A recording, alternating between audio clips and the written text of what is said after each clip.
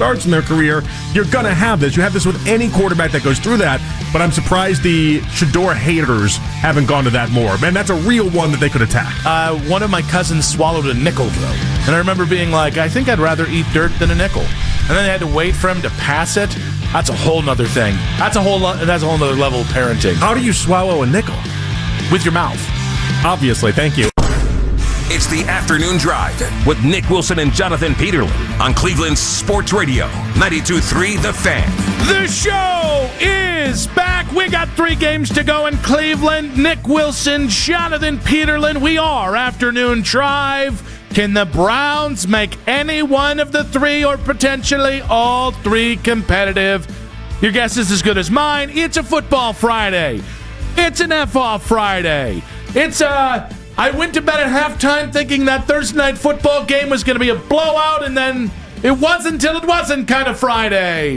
By the way, thank you to Mac Robinson on the board. Yes. For that open, thank you to Jake Murren for joining us on a 92.3 The Fan Football Friday and an F-Off Friday, doing the 92.3 The Fan YouTube channel thing, and of course producing us as well, Michael Markoch, the Ginger Saint of Cleveland sports. I'm just trying to brand him a little bit. That's pretty good. The Ginger Saint of Cleveland sports. It's a lot of words. I don't know what it means. Some people get the big Ouija. Yep. Other people get like awesome ones, like the Ginger. That's pretty good. I hope he likes it. That's my gift to you, Michael. Cross another $25 off the list that I don't have to spend on somebody because I gave him a nickname. How you doing, JP? That's worth more than $25. How are you? Yeah, that sucks. You missed the second half of what turned out to be. That might be game of the year. Yeah. I was right. Game of the year. I would like to point out that when I went to bed, I was like, this game is close in score only. The Rams are going to run away with this in the second half because it's not even close. Every time the Rams offense had the ball, it was precision. The way they just dissected the Seattle defense. And I was right if the game ended with 9 minutes to go. Yeah, and then the Rams punted 4 times in the fourth quarter, and all of a sudden Sam Darnold, although Sam Darnold still had some ridiculously awful sacks in important parts of that game, I'm not going to let that go. And the referees might have had Seattle. The referees might have had a little hand in there. You talking about the 2-point conversion? And by the way, it wasn't the referees. It was New York. I mean, that's the call. That is the correct call. No, it's not. No, it's not. I don't believe it was a forward pass. I think that's a stupid call. The way that transpired is stupid. I mean, the way it transpired is stupid, yes, but as of right now, until they fix the loophole, that was by the book. Yeah, it's just, I agree with you, it's dumb. That was not, it wasn't a good throw. You threw it right to the defender. The defender blocked it. It should have been the end of the 2-point conversion, and that should have been it. But it wasn't. How do you decipher it's a backwards pass, given where the defender was, which was... I'll be honest with you, I don't think the defender was that far off the line of scrimmage. He was though. But I disagree. Well, I saw the replay 75 times because it's the only thing. I saw it 76 times. They were so you went to sleep. You didn't see it as many times as everyone. This morning I saw everyone it 76 watching times. that game because everyone watching that game. I knew you were going to see it 75 times, and I thought I'm going to one up this saw bastard. that replay like a million times in that because everyone was so confused as to what the hell was actually going on. Everyone was like, wait a second. This isn't just they missed. It's an obvious miss. In fact, I texted my buddy immediately. It was like dumb play call is what I said, and I thought that was it. I'd also like to point out, when did the whistle get blown? Well, so that's the other side of this is that I can't remember what Seattle player it was. He just walks on over and picks it up. Yeah, and he was just. I think he was just Charbonneau. Yes, Chardonnay. It was Charbonnet. Yeah, I think it was Chardonnay. Farniente. All right, I'm done making the point. No, make the point. No, I'm not making the point. Make the point. I think he was just being nice to the refs. I think you're right. That's all it was. Ball is on the ground. I'll pick it up. Somebody has to. It's like me picking up Mitch's garbage here in the station because he's gone now. He leaves an Amazon box right down here. Who else is going to pick it up? I got to pick it up. I got to break it down. I got to put it in the trash because who else is going to do that? He finally really became a member of that show. Like, Mitch was the least messy really member of that show. Yeah, well, we know it. Okay, it has Mitch's name on it. It really was probably Lima or Ken that just threw it on the ground. That sounds about acting right. As if the janitor would have to pick it up or something like that. As if we don't have other shows at the station. Yeah, well, no. They're the only one that matters. I mean, my goodness. Yeah, the Ken Carmen By show. the way, great move by Mitch. Today's Mitch's last day, and he definitely did the I'm going to get you presents because you then won't get me presents, and I'll look better at the end of the day. That's smart. That was the move. I mean, tell me that wasn't the move. Played. To get back to the Seattle thing real quick, I don't like that the referees called it. No one actually had a problem with anything, like on the field. Nobody really raised their ire here, and then someone in New York was like, That's a good 2-point conversion. Like, who was it, Dr. Vinny Boom Bots? Was it Tony Soprano? Was that what it was? I'll be honest with you. They just said the call came from New York. I don't know who it was. That's where the replay center is, doing Nick. a little bit of loan sharking. I'm just telling you, very convenient call. Are you in waste management or are you in the replay center in New York? I don't know. Listen, what I do is my business, and it's not your business, JP, okay? It is funny. I was thinking about this the other day about, like, if somebody was interrupting as I'm trying to watch, like, a football game and trying to, like, ask about the rules or something. Like one of the realities is that none of us really know what the rules are anyway in the NFL these days. No. They change these things so often. Like, I watch more football than I could ever possibly imagine in life. And even I'm like, wait, that's the rule in that instance? I think that's the rule. Sure, that's the rule. And then we all collectively are like, all right, the replay center says that's the rule. That's the rule. I thought for 4 minutes, I'm like, there's no way this can be converted into them getting the 2 points. Who's the lead official yesterday? Oh, no idea. Hey, Sean Hockley, I got your dog right here. Oh, yeah. Yeah? You want to see a little Pepe again? I think it sounds like a pretty good 2-point conversion for me. Yeah, and then I'm infuriated.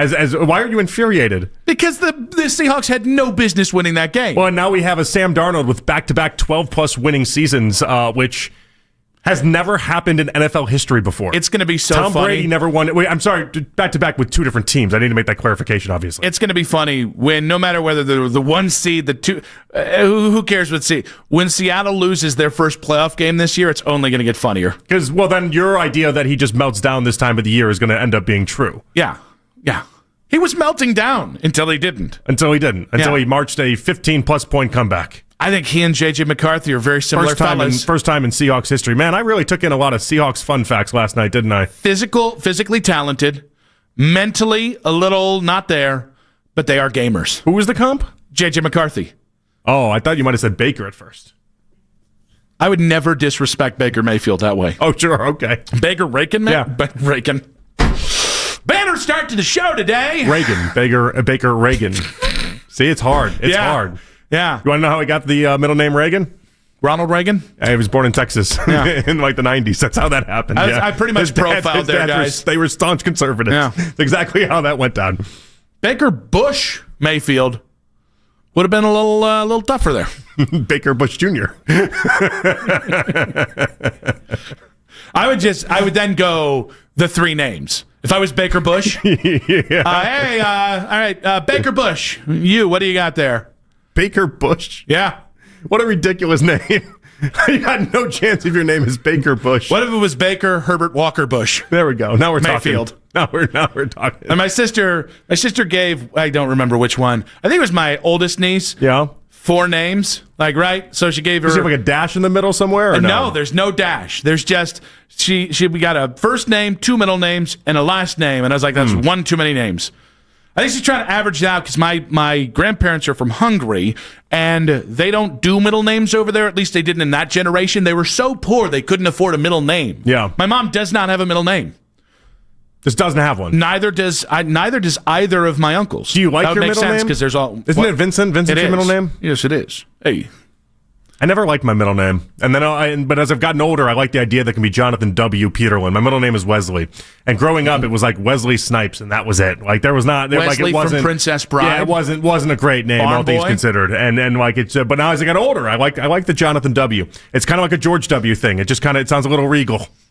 Now with all this, we do have an update on Wyatt Teller. Obviously, Wyatt's missed the last couple games. In the San Francisco game, he was juggling playing time with Tevin Jenkins. And now, of course, Bozo the Clown there. I did. Like actually juggling. No, Wyatt's not Bozo. There's a couple Bozos over there, though. I don't know who they are, though. They got to be clowns there, right? We got magicians here. Now, this being said, remember, there was the timeshare with Tevin Jenkins, where after the game, Wyatt said it was performance-related. Kevin Stefanski fibbed and said, no. It was injury-related. Well, today, Kevin Stefanski was asked about Wyatt Teller's status for Sunday. Need to see really how we come out of it the next 48. Do you anticipate a rotation? Yes, but need to see how we do the next 48 hours. That's great. Thank you for listening to us, Browns. Hey, that whole Wyatt Teller timeshare with Tevin Jenkins upset everyone in Cleveland. Glad we're getting back to it. And this part, they didn't even say it's like we're rotating with Tevin Jenkins. They don't even know who he's going to be rotating with. They just know that they want to rotate him. It's not going to be Garrett Dellinger. No, he's off to Tennessee. No. Yeah, because they fumbled that in such a ridiculous way. It's got to be so frustrating. And I hope Wyatt, after the game goes off, if they do end up doing the rotation that Stefanski alluded to, it makes no sense. Why in a contract year are going to treat a guy this way? Yeah, and I'm just going to tell you this. I do put this one on Kevin, and I put it smack dab on Kevin. I don't know. I don't think that Wyatt does.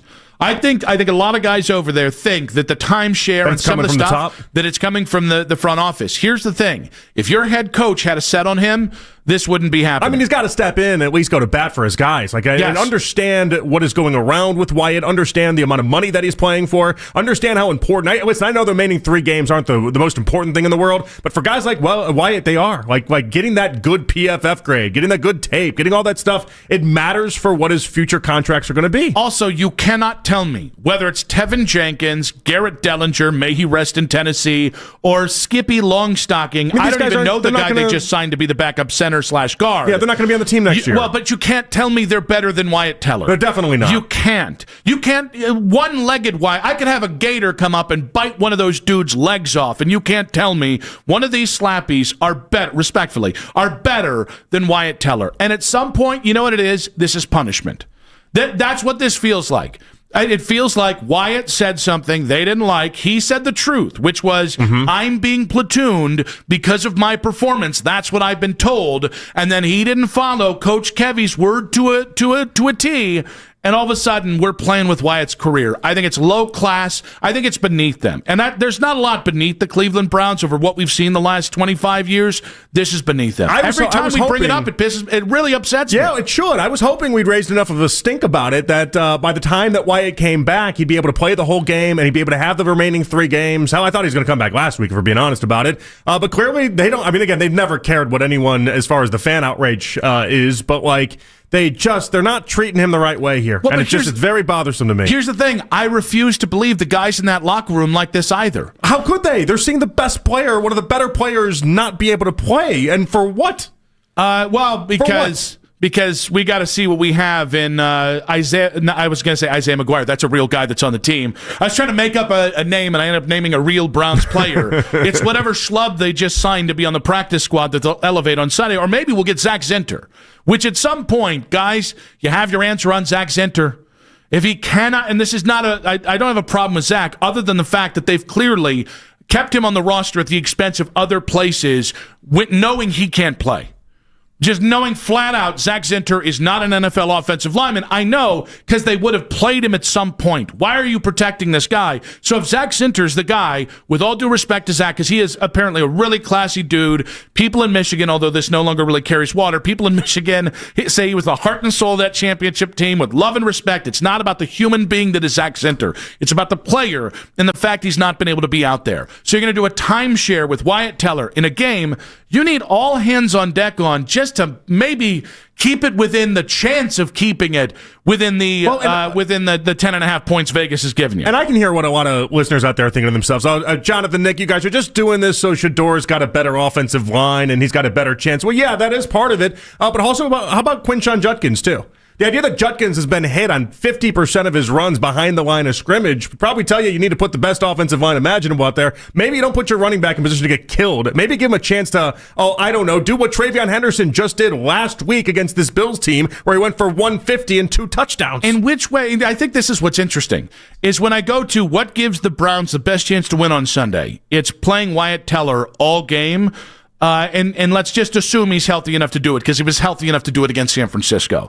So that's one feather in the cap of playing Wyatt Teller all game. Let's go to the second one. All right, well, what's better for the young rookie quarterback or the young... Okay, it's playing Wyatt Teller. Yeah. What's better for that locker room? What do you think the locker room will respect more? Oh, is it playing Wyatt Teller? Okay, so that one's that. What do fans want to see? Yeah. Oh, is it Wyatt Teller too? Oh, so who in the hell wants to see somebody that isn't Wyatt Teller at right guard? And oh, by the way, you're trying to evaluate Luke Whippler, who, again, he's a 6th-round pick. I hope he ends up being something, because he's an Ohio State kid, and he seems, again, like they drafted another good dude up front. But, if you want to give Luke Whippler the best chance to succeed, You play the best guy on the field. And it's not like who is it benefiting? It's not like you're without a lot of a lack of talent on the offensive line already. KT Levinston is still going to be out there on the right side. Cam Robinson will still be there on the left side. You have enough people that will make sure that your quarterback gets killed and your running back still has barely a chance. But you have to at least give them an opportunity with the guard center guard combo. At least give them a chance. And to people who say Wyatt isn't what he once was, you can say that if you want. You can't say he's not their best offensive lineman. You can't. And honestly, the interior part of the offensive line was rough early in the season, and they figured it out. The problems in the middle of the season had been the tackle position. And in the San Francisco game, Wyatt graded out as the best offensive lineman in the San Fran game. So what leg do you have to stand on other than, I love this. By the way, tape, if you say, well, I see it on tape. For a lot of social media and a lot of sports media, it does tend to be, and I know I'm saying this, and just real clear, I'm saying this like watch the tape on Shedeur Sanders. You actually do see some of the big plays there, but for like offensive linemen specifically, if you don't want to give PFF their flowers and you don't want to do this, you want to just say watch the tape. Yeah, it's as simple as that. I'm infuriated for Wyatt because there's no way he's looking at this and saying this is fair. There's no way the players are looking at this and saying that it's fair. It speaks to what they are right now. And this Browns team with Stefanski, this is who you've become. It's I'm going to say disgusting, but it's borderline. It's just egregious. 216-474-0092. What's your take on the latest development on Wyatt Teller, that he's still stuck in a timeshare? We got quick hits coming up at 2:40 today. We do have Sam Bruckhaus, Sumer Sports, coming up at 3:20. We'll talk a little Shedeur with him and the Browns' chances against Buffalo on Sunday. Danny Cunningham, locked on Cavs at 4 o'clock. Cavs are bad. We'll get to that, too. Daryl Ryder coming up at 6 o'clock. The playoff eliminator. We're going to start that coming up at 6:20 today. But loaded show, 216-474-0092. At Nick Wilson says, at Jay Peterlin on social media reactions on X, powered by Scheiben Jewelers, Cleveland's premier jewelry store. Want to hear from you guys there in the 92.3 The Fan YouTube chat. Make sure, if you're on the 92.3 The Fan YouTube stream, give us a like. Make sure to give a follow to 923thefan.com's YouTube channel. Why are the Browns insisting on the Wyatt Teller rotation? Are you buying the company line? And if so, why? And are you worried about Kevin Stefanski on Sunday? That's in 5 minutes on 92.3 The Fan.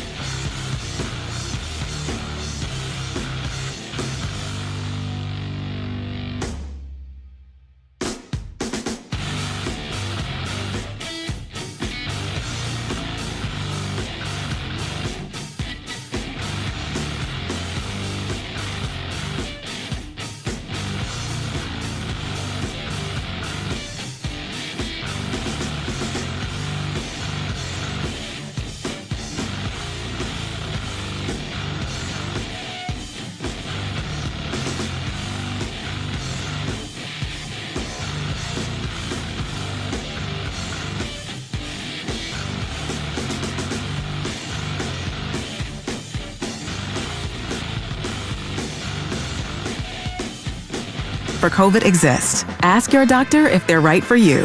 Visit PfizerForAll.com to learn more. Sponsored by Pfizer. When a bone or joint injury happens, go straight to the Center for Orthopedics. Taking walk-ins Monday through Friday, 8 a.m. to 4 p.m. Call 440-329-2800. When you want the latest on the Cavs, we're the station you turn to first. 92.3 The Fan is Cleveland's home for breaking sports news. Your teams, your station. Back on Afternoon Drive. Quick hits coming up in about 20 minutes. Mark on Twitter, sending it at Nick Wilson, says, at J. Peterlin, things haven't been the same since this picture talking about Shedeur being lifted up, saying, Kevin didn't like this. We all know he's a hater. Guys, I know this is a popular supporter take. I don't think Wyatt got benched because he was nice to Shedeur. I don't think so either. Because Joel didn't get benched for doing like a similar thing the next week. Yeah, no, I don't think this has anything to do with Shedeur, but it certainly doesn't help the idea that you should be trying to protect Shedeur as often as you possibly can. Oh, no, it's a galactically stupid idea to do a platoon at right guard specifically. I'm just trying to figure out what the win is. Not a rookie center, but with a center who doesn't have a lot of actual on-field experience in the NFL. Like at least a couple weeks ago when they were trying to make it Tevin Jenkins, it was like, all right, are they trying? And it didn't make sense then. I'm just trying to rationalize it. But like, none of it makes sense. I can't figure out where they're coming from and why they continue to do this. Except the idea that they know they're not going to pay Wyatt Teller long term, and they're giving him just a drastic and big middle finger and saying, screw you. It's not great.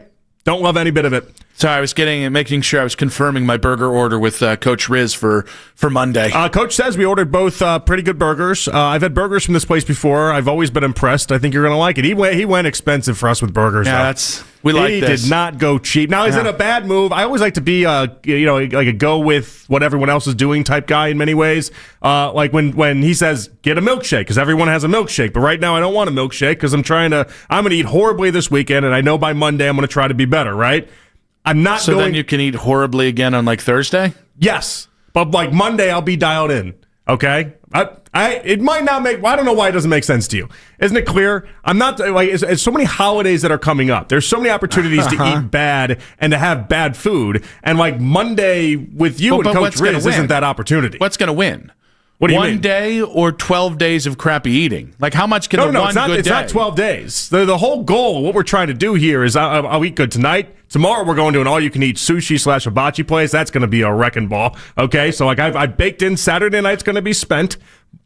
And then probably, I don't know, Christmas Eve, and then Christmas is going to be spent, and then like that's it. That's like 3 bad days. Yeah. We can't turn it into 4 bad days. Yes, that's No. The mindset's good right now. I can't mess with this. Yeah, that's okay. I'm like, you're just going to see me drink a peanut butter milkshake on Monday, and it's going to be rough for you. I want to go with you guys because you're all doing the milkshakes, but like it's just going to absolutely wreck this. No. All the cool kids are doing it.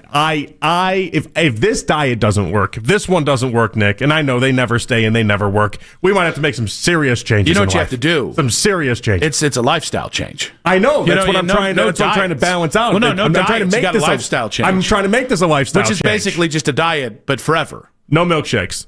Okay. I got a milkshake. I could gladly cut out. I get 2 milkshakes because I'll. Do you want me to order a milkshake and I'll get you the milkshake that I was going to have? This good of a burger and 2 milkshakes and this heart monitor would be Dunsky by about 7 p.m. on Monday. I will definitely order another, like my milkshake. We'll pretend it's my milkshake and just slide it over to you. But if I was coach, I'd probably be insulted if I saw that happen. The song "My Milkshake" is really making this conversation go poorly. The one that brings all the boys to the yard. I mean, that's all that's playing while you keep just saying "my milkshake," "your milkshake," the many milkshakes of Afternoon Drive.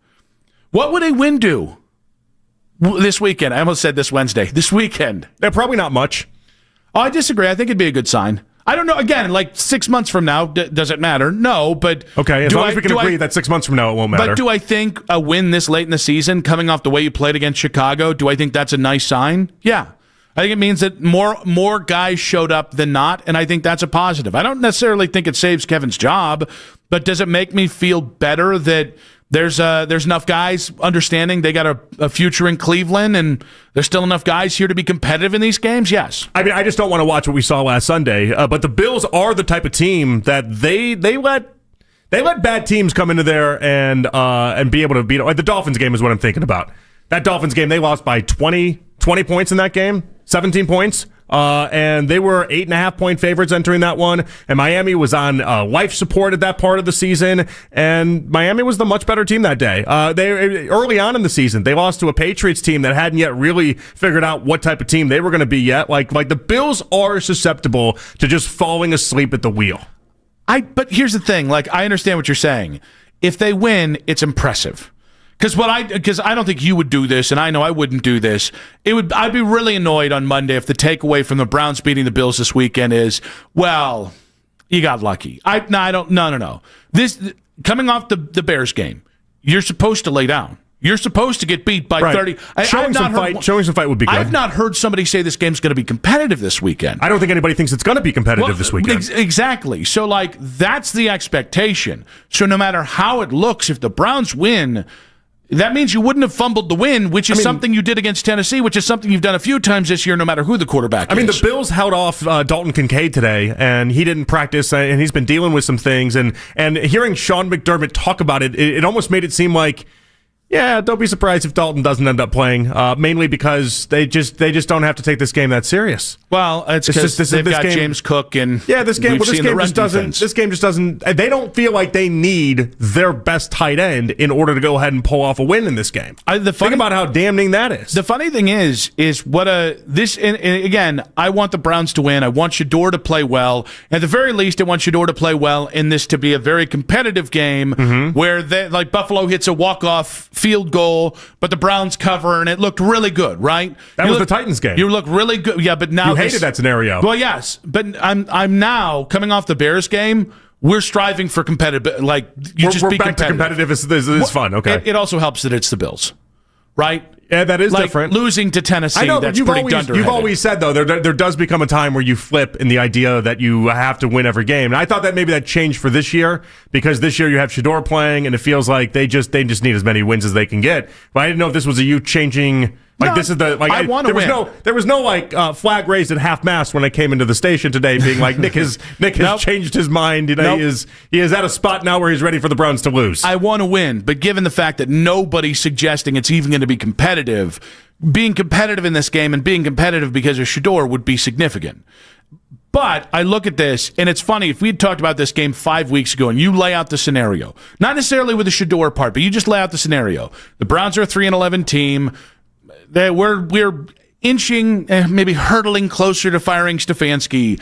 I would think to myself, by God, that man's going to Lovie Smith you right out of a top 2 pick. Where he wins the game and then it just takes you out of it. I no longer have those fears. No, because he's going to do something stupid. He does something stupid every single week that just takes you out of this. Or the special teams does something stupid. It's not that. If you win, guys, I don't think you're getting the number 1 pick. I think right now everyone but maybe the Raiders and Giants are fighting for the number 2 pick. I think there are 2 teams that will actually have a real chance of getting the number 1 pick. I think everybody else is fighting for the number 2 pick. So the 2 teams that have lost 8 straight. And once again, it's a 1 quarterback draft. So who do I care if they're the 2nd pick or the 4th pick or the 5th pick? There's going to be a wide receiver if you're the 10th pick. There's going to be a right tackle or left tackle if you get the 10th pick. I don't care about draft positioning. Win. Yeah. Because it would just make this different. Them winning this late in the season is different. It shows something. I don't know if it saves Stefanski, but it shows something. And beating the Bills is different than beating the Raiders. And I don't think a win against the Bills is going to save Stefanski anyways. I don't think there's anything he can do to save his season. If he goes back-to-back wins, he wins the next 3 games, he gets to 6 wins. This convo's also done with the idea that he might be safe regardless. Doesn't matter what happens over the next 3 games, and he's safe. There's enough people that are putting that around these days. I think that's obviously not true, but there's enough people that believe that Haslam's not going to make any change. 216-474-0092. What would a win do this weekend for the Browns and Kevin Stefanski? And we lead off. Quick hits with an interesting take on your Cleveland Browns. That's in 5 minutes on 92.3 The Fan. Hey, guys.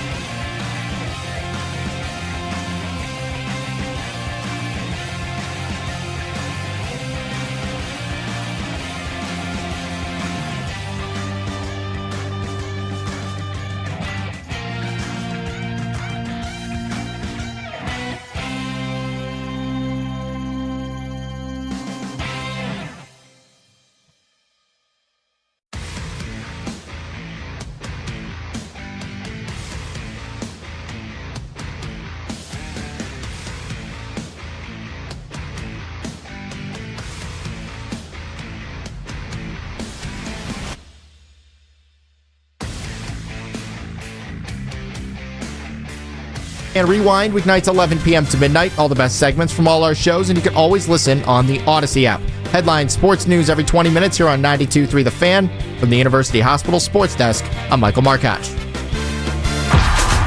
The college football playoff is set, and the Buckeyes are in the path to repeat as national champions. Whenever you need to talk college football, we've got you covered. We are Sports Radio 92.3 The Fan.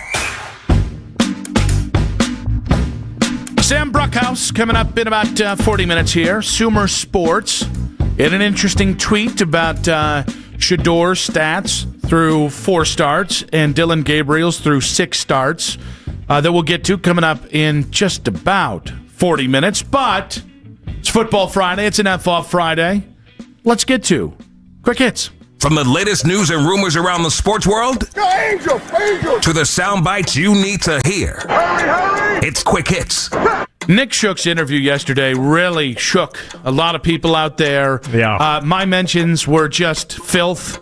Every time, pure and utter filth. Every time somebody making fun of the way Nick looks, which is a D move. Like, guys, be above that a little bit. In all honesty, as a guy who takes nothing seriously, that's an a-hole move. Not that people on social media are above that, but having takes about his takes and all this, that, and the other. But he put forth something.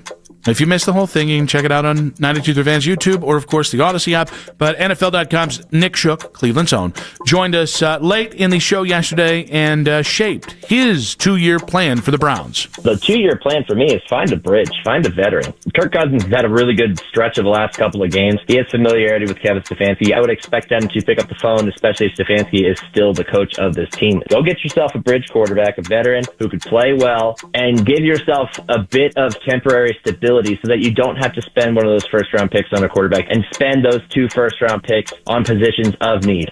So, should the convo, instead of being Shedor versus your first-round pick for the quarterback, should convo really be Shedor versus Kirk Cousins? No, definitely not. I'm not in the Kirk Cousins business. I'm not in the business of paying Kirk Cousins the amount of money needed to get Kirk Cousins to come here and play football, and so that's going to be a no for me, dog. There's just no veteran that's available right now. I'm not giving up a draft pick for Mac Jones. No, thank you. I'm not taking on money for Kyler Murray or doing a contract swap for Kyler Murray or Tua. Kirk Cousins is old and washed, even if Kevin Stefanski still is here. I understand that there's a lot of risk and that people just want to boil it down to, are you really going to do X, Y, and Z and start a 5th-round pick? I don't know what to tell you if you still think Shedor is a 5th-round talent after the last 4 games. And I don't know why it's hard for people to project out, all right, if we have a really salient offensive line, if we have a coach who builds an offense around Shedor, I'd rather waste a year and Shedor goes in 8 games in and we go, well, he's not good enough to start here. That's fine. I'd rather do that than get 8 games in and find out the same thing with Kirk Cousins. Well, and then even with that, with the idea with Shedor, you go 8 games in, you find out that he's not the guy, then all right, then you position yourself for the draft this upcoming season. Yeah. And like you make that work. Whereas if you go Kirk Cousins for a year, what are you doing? Anytime you get Kirk Cousins, if you want to bring back Derek Carr from the dead, like all these guys, you're not accomplishing anything. You're just wasting a season, and you might end up 6, 7, 8 wins where you're not getting anything in return either. Everything that Nick said about Kirk Cousins and stabilizing the ship, everything he said about Kirk, you can do with Shedor. Everything. Shedor being a salient, he doesn't have to be great. If Shedor is just decent next year, you'll stabilize the ship and be able to develop an offense and be ready for 2027. Well, obviously opening the door to the idea that Shedor could be more than just the 1-year guy as well. And like if you can pull that off, is as unlikely as it seems to a lot of people listening out there right now, if you can pull that off, that is worth its weight in gold. That's what you're searching for. Well, and I think specific to what you're saying, I think the other reason why it matters is with Kirk Cousins, if Kirk Cousins plays poor the first 4 games, it's like Joe Flacco. Yeah. You're looking at this go, there's no reason to believe this is going to get any better. Right, and then the season's just over. Whereas with a young quarterback, especially one that has shown that he can develop, Shedor is night and day. Yes, he holds the ball too long still, but look at his pocket presence alone. And look at some of the little reads that he's making. He's not making every read, but he is making some reads that he wasn't making the first half against Baltimore. Like, those are real things, guys. So he's shown you he can develop some. I understand. You get the first pick, it's going to be hard to pass on Fernando Mendoza, and everyone's going to lose their mind. But Shedeur versus Kirk Cousins, what in the bleep are you doing? All right, Nick Saban was on the Pat McAfee show yesterday, and he gave his thoughts on James Madison and Tulane and all these group of 5 teams playing over the weekend in the playoff. Look, would we allow the winner of the AAA baseball league, the International League, whatever they call it, I don't even know the name of it, would you let them in the World Series playoffs? I don't think they do. No, I don't think. No, they don't, but I'm saying, but that's the equivalent of what we do when JMU gets into the college football playoff and Notre Dame doesn't. That is low-key funny, McAfee not really knowing what to do there. It was just like, oh, okay, I don't think they let the AAA team play in the World Series playoffs, as he calls it, the World Series playoffs. It's interesting. I think Nick Saban always, to me, has been a guy who has what I find to be authentic and interesting, nuanced takes on almost everything in college football. This does not meet that standard. This is a really lazy take from Nick Saban that is, quite frankly, part and parcel with what ESPN wants to put out there, and I don't love it from Nick. But it's big brand name is what it is. Yeah. He wants the big brands out there, and I've told you, I'm a brand snob. I like the big brands playing on Saturday. I do. I like it better than JMU or Tulane. Yeah, I don't think any first-round matchups most years are going to be that competitive. I know because I've watched it with the expanded playoffs before we got to even this far, so I don't think it necessarily matters whether it's JMU or whether it's Notre Dame getting housed by 20 points. I just think we can have a conversation when it comes to a guy like Nick Saban. You and I can say whatever the hell we want. We're talkos. We're schmoes until I get my Heisman vote. Saban legitimately was going to run the sport. Yeah, at one I mean, point. like, this is a huge voice, and I think Nick, having been an assistant, been the head coach at Toledo, Nick having experience in Group of 5, I think he could use his platform to speak as much for them as he does for Alabama and LSU and Michigan State. They have enough people speaking for them. No, I think you're right on this. I think this is the ESPN part of Saban that has kind of seeped in. The whole reason why the college football playoff in general exists. It's all because of ESPN. It's because of the money that you can make off of ESPN. And a lot of these, whether it's commissioners or power brokers at the top of the NCAA, they stopped acting like it's about football and understood it's a TV product. And this speaks more to TV product than anything. A crazy ending to an otherwise lopsided Thursday night matchup as the Seahawks trailed by 16 points with 9 minutes to go against the Rams and somehow won the game 38-37 in overtime. Thank you, Dr. Vinny Boombatz of New York there. The Seahawks are the number 1 seed in the NFC. Are they the best team in the NFC? No, I'm still not buying the Seahawks. I just watched too many games. I like that Darnold played well last night. For the previous, 5-6 games, he had not looked the same. It had not been going great, and so congrats, he got a 12-win season once again. It truly is incredible, but no, I'm not buying into the Seahawks. Their defense is really good, though. I think Sam is a good regular season quarterback. I think when you get him against elite quarterbacks, and not just that, in the playoffs, elite defenses, I think he's going to have at least one "I just messed myself" game. He throws so many picks. He just turns the ball over it, and he does shy away from the big moments. I know last night he had a couple big plays in this, but he turtles a lot in late regular season games. I told you the second to last drive they had in the fourth quarter, it was a 3rd and 5 play, and he got sacked and it wasn't even close, and then they ended up getting the ball back as the Rams went 3 and out, and you got like 45 seconds to make something happen and get it done in regulation, and he takes another miserable sack. Like he's a very frustrating player to watch start to finish, and even if you're watching the good parts, you're still frustrated by him. You need to tap your chest there, Mac. That was a slow. No, there was still time left on the clock. That's why I still pointed at you. Okay, I got you. LeBron James. So LeBron had a nice game last night. He really did. It was a good game, but he was asked after the game if Keontae George is an all-star, and this was his response. I'm the wrong guy to ask that question, champ. I watch YouTube golf these days, so I'm the wrong guy to ask about that. He played great tonight. He played great last time we played him, and he's playing good ball versus us. But, yeah, I'm more on the Brian Burrows and Grant Horvat and Bryson DeChambeau and the rest of those guys. So, not great that LeBron watches as much YouTube golf as I do. I don't believe him. It's not a good sign. You don't believe him? No, I believe he watches a lot of YouTube golf. I think that's a really nice spot where LeBron can can elevate George, who, by the way, was the 24th pick 2 years ago, and I think he's the leading scorer on Washington. It's a really nice player. As a matter of fact, if the Wizards put together a package for Darius Garland, that would be one of the guys I want as a package. You think he just didn't want to say something nice about Keontae? I don't know that he didn't want to. He just missed a great opportunity. I think LeBron... there's something about LeBron, and I think it's great players. Michael had this too, where sometimes they struggle to put over young players.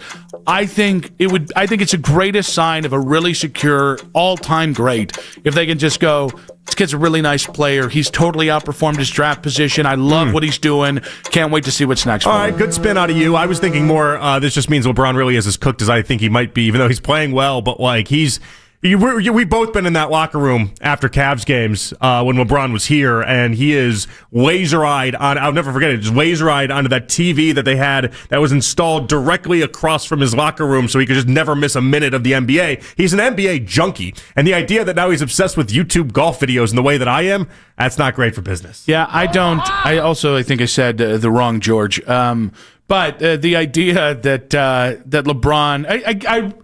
I think it can be both, by the way, but I really want LeBron, because I think this is his last year. I think he's fed up with what's going on in LA. I think he played because it's year 23 and all this stuff. I really wish LeBron spent his final year building up some of these young dudes. And I know he does it for like guys like Shea. Like, I've heard him say great, but I'm talking about like dudes who are like your second best player on your worst Cavs team. Like, those are kind of the guys that I think probably appreciate a little bit of glaze from LeBron more so than SGA doesn't need to hear it. SGA knows it. You should still do it, but build up some of these other kids too. Well, you just remember it for the rest of your life. I definitely confused Keontae George and Keyshawn George. Yeah, I mean, it's Utah. Yeah. But both Georges are very good. They played together. That was part of the clip. I mean, they played together last night. That was the whole idea. They're no Eddie George. That's okay then. Shador in a bounce-back game or more of the same. It rhymed in 5 minutes on 92.3 The Fan.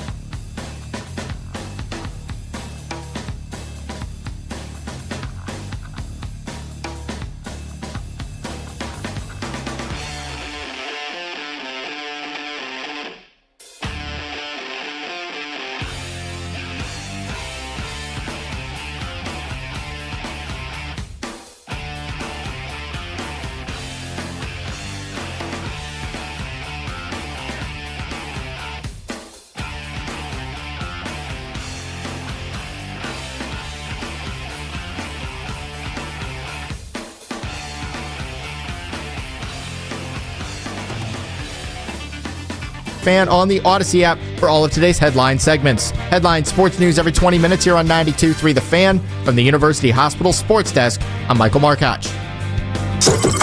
When it's your time in the car, focus on what matters to you. The Ken Carman Show with Anthony Lima. Weekday mornings starting at 6 a.m. 92.3 The Fan. It's the 3 o'clock hour. I'm not wavering. I might be wavering. On Afternoon Drive. You can listen to The Fan anytime, anywhere on the free Odyssey app or by telling your smart speaker to play 92.3 The Fan. And now you can find The Fan on YouTube, including The Ken Carman Show with Anthony Lima, 6 to 10 a.m. and Afternoon Drive with Nick Wilson and myself, Jonathan Peterlin, 2 to 7 live each and every weekday on The Fan's YouTube channel. Subscribe to our channel for free to watch all the best content from your favorite shows in The Fan live and on demand now. Sam Bruckhouse, Sumer Sports, coming up in 20 minutes. It's Football Friday. It's an F-Off Friday. I want to hear from everybody today. Just want to hear how everybody's doing. He did not, but I think, judging by one tweet, he might like Dillon Gabriel's performance as much as he has Shedeur at this point. Are we going to yell at Sam to watch the games? I would say watch the tape. You got to watch the tape. Oh, right. You can just say games. Can we say... I am totally being a hypocrite on this. Can I just own that up front? What respect? Well, earlier in today's show, I said I feel like a lot of the time when people say, watch the tape or you didn't watch the tape, that I tend to think that means they don't have an actual comeback and they're just kind of... It's just like it's like an undefeated way of like throwing something at you. Like when talking about like Wyatt Teller's play. Okay. Like watch the tape. He's not very good. Yeah, okay. I'm sure you're a film savant. You know ball, I know. Because that's the worst thing you can say on Twitter is you don't know ball. But I also have said, guys, if you think Dillon Gabriel and Shedeur Sanders are in the same ballpark of talent, watch the tape. Yeah, I also just think some of the advanced stats were still so fresh with a lot of them. Like not EPA. EPA's been around for a long time. Some of the other ones, though, we're still so fresh with all of them that I think people are reading them as gospel. And they just shouldn't be. We should let it marinate just a little bit. Just a little bit. When you're bringing like pass rush win rate to the table, which is not, it's an ESPN created stat. It's a very flawed stat at that. Like maybe take a second to just kind of, I don't know, do some of that grinding of the tape that you're talking about. And we got Coinlito versus 617 KDEP on the YouTube chat. Our guy Paige A's in there. We got a lot of our, the Wheelsman fashion guy. It sounds like a bunch of prison nicknames. Paige A definitely. Coinlito? Well, okay, it's Coinlito. It's Coinlito's Way is the full name. I just don't want to call him Coinlito's Way. That's a lot of words. I like thinking them as they're just all just a bunch of prison nicknames. That's what I like thinking of. So, but not 617 KDEP. That sounds like a pretty cool. What do you mean? It sounds like it came out like area code 617. I was thinking about was it Tekashi 619? What area code is 617? And then I bet that's what did you say his name was KDEP? KDEP, yes. Yeah. All right. So that's where KDEP comes from. I think we all deduced that. 617's Boston. Oh, there we go. Well, Cambridge action. How about that? That's not a prison. So the point is, well, South Boston. That's a real prison. Oh, a Southie. Yeah, poverty. That's the real prison here, folks. However, we do have Shedeur versus just the friends we made along the way.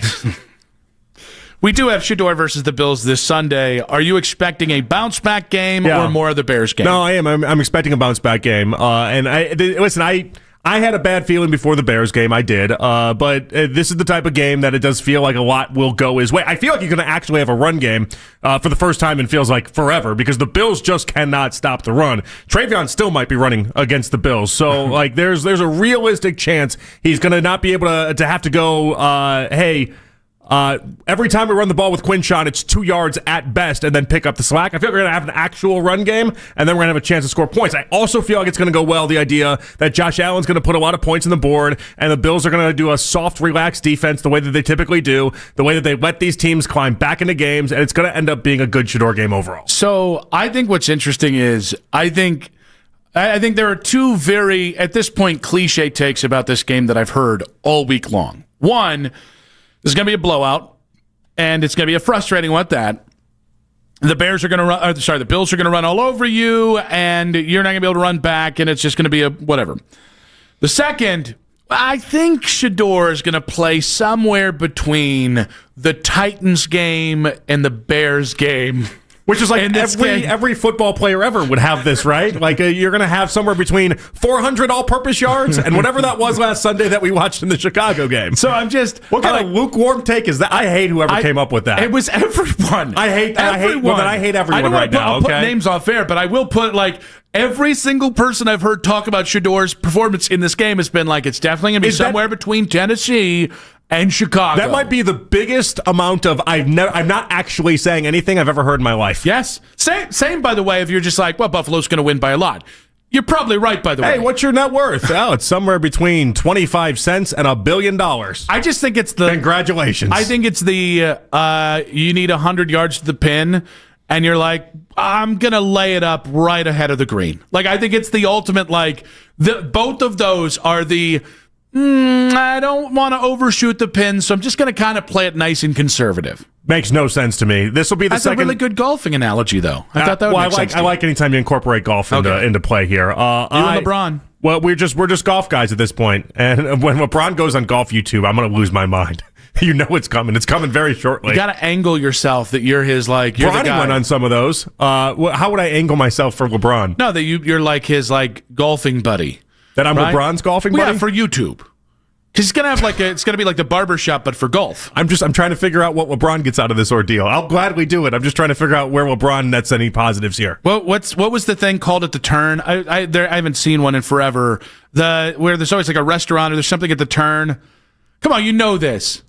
20 years ago, we used to actually have golf courses that would have the hot dogs and stuff at the turn. Yeah, just something like that. Hot dog at the turn, the barbershop, the turn with Jonathan Peterlin and LeBron James. I would do it. I would host a golf podcast with LeBron if it turned into me golfing with LeBron. I would do anything with LeBron. Who are we kidding? Anything? Not anything. If there's enough money, 99.9% of things though. There's a large percentage of things. Depends on how much money there is. I get it. Yeah, that's all. Have a price. We're all just brokering negotiations in life. That's all we're really doing here. Been saying that. I think this is going to be the second best game Shedor has. Ooh. I don't think it's going to be as good as the Titans game. I don't think that's on the table for the rest of the season. I think that's a one-of-one game. I think with the offensive line and the wide receivers and everything else, I think that is the idea. I still go back to the idea that he had that game is insanity based off of the lack of weapons, lack of offensive line, lack of everything. I think this will be the second best game. He's going to have a semblance of a run game because everyone can run against the Patriots. Even with a bad offensive line, Quinshon will be able to do something, and I think he's going to look really good. Guys like Shedor, they don't look as bad as he looked in that Bears game. They don't do that in consecutive weeks. He gets up off the mat. That's not going to exist this week. All right. I think we're all going to be in the same... I think we're going to land on the same place here. What's his second best game right now?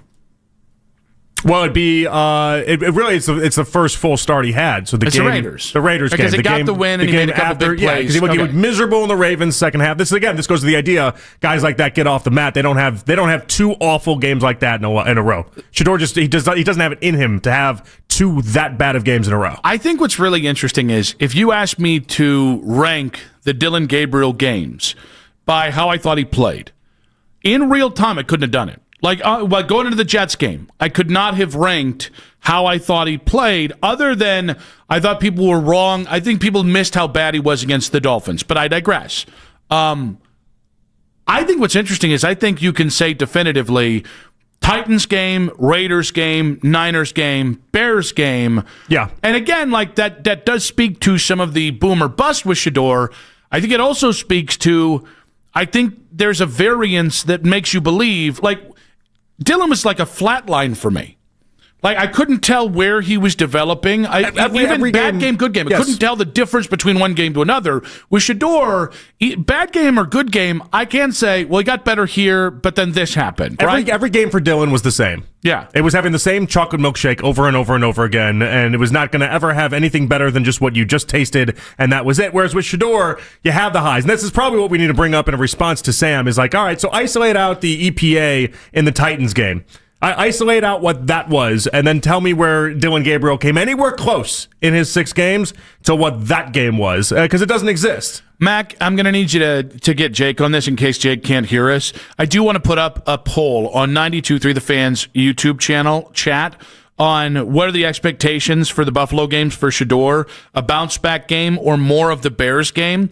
because I think it is crucially important he has a bounce-back game. I think it is. I'm fairly confident he's going to have a bounce-back game. I will be very surprised if he just... Now, maybe they end up just running the ball a ton with Judkins, but I think they're going to score enough. I think the Bills will score enough that they're going to have to start throwing the ball, and I think he's going to have the opportunities to, and I'm excited to see what he does. I just think, like, I guess the difference for me is, like, I've seen... Listen, I think Shedeur has some work to do as a quarterback. That's fine. I think he's a football player. I think that's what I loved about I think that's what everybody loved about Baker.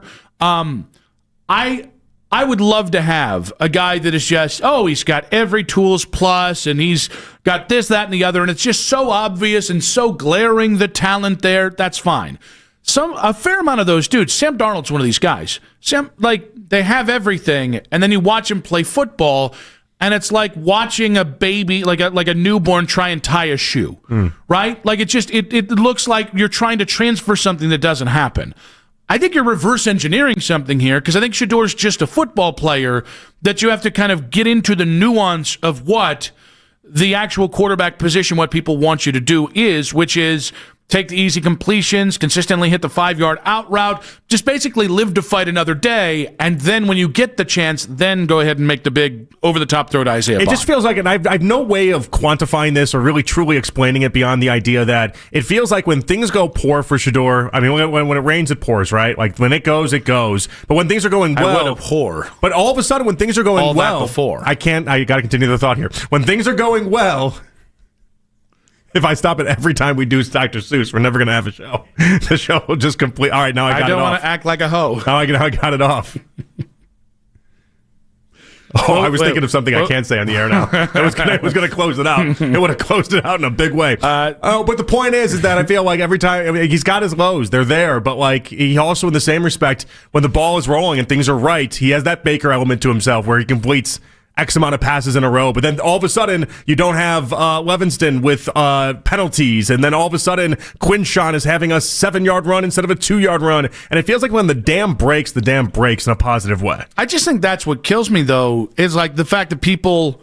I do think like if we start putting like a word cloud of like things you associate with Shedeur, I think accuracy needs to be there. Mm-hmm. That's the one thing I thought Nick Shook totally missed when he said, yeah, he's accurate sometimes. I'm like, I don't know what we're talking about. I think like he has elite ball placement. That to me is accuracy. You can figure out the completion percentage later. So I would put accuracy up there. I would just say football player. And it bugs me that not enough people are, whether you want to call him a gamer or a football player or tough as nails. Like, I think that's why I expect some semblance of a bounce back. And not just that, but every standard deviation, he can get closer to the Tennessee game as opposed to the Chicago game. Mm-hmm. I think it really does allow to put narratives to bed that maybe the Tennessee game or even the Raiders game, well, the league didn't just have tape on him, right?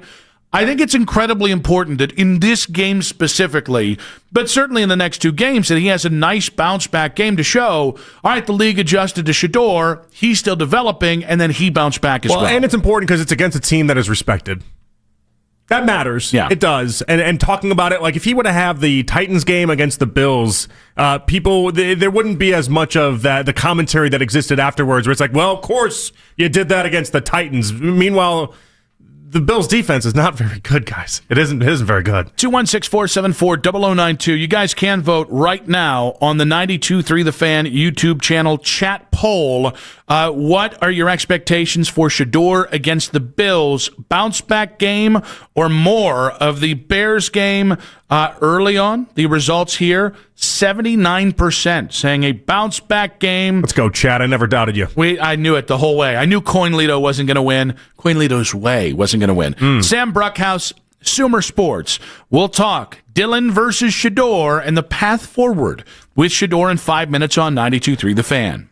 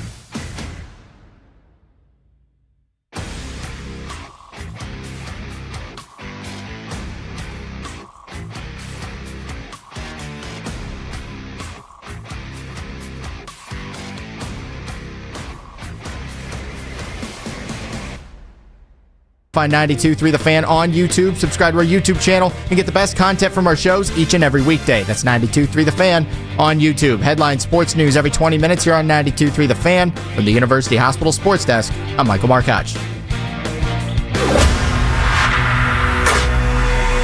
Headline sports news every 20 minutes from the University Hospital's Sports Desk.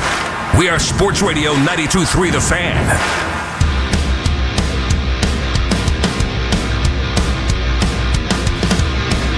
Back on Afternoon Drive, Nick Wilson, Jonathan Peterlin. It's a football Friday. It's an F-off Friday. Interesting things from around the NFL. That's a terrible tease. Coming up in about 20 minutes there. One rookie quarterback wants to have his say. Got it better that time.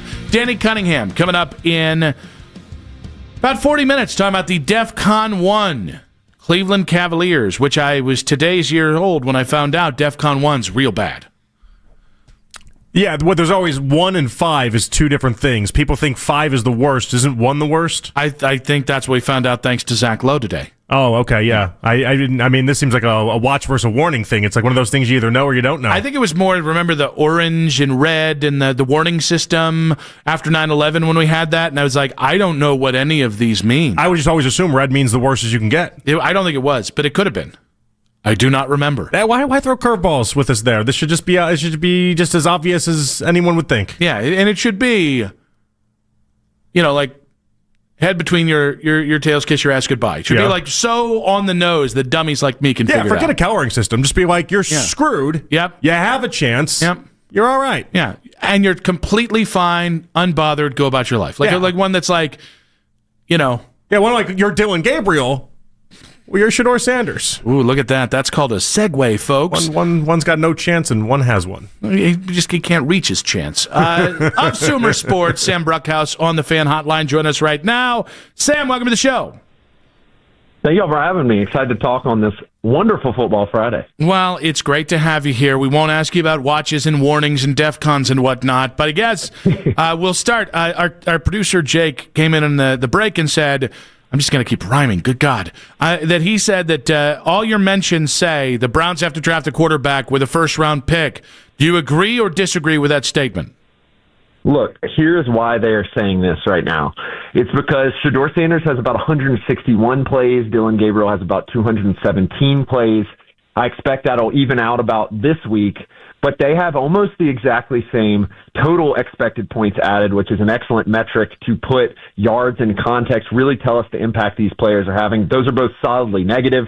They have nearly the same passing EPA. They have nearly the same success rate. Shedeur is slightly better. They have nearly the same scramble rate. They have nearly the same sack rate, and those are identity stats. So that's telling us, that the sack rate, scramble rate, that's on the quarterback. You can blame stuff like that on the offensive line from time to time, but that's really telling us how these two players are playing. Their main difference is the average depth of target.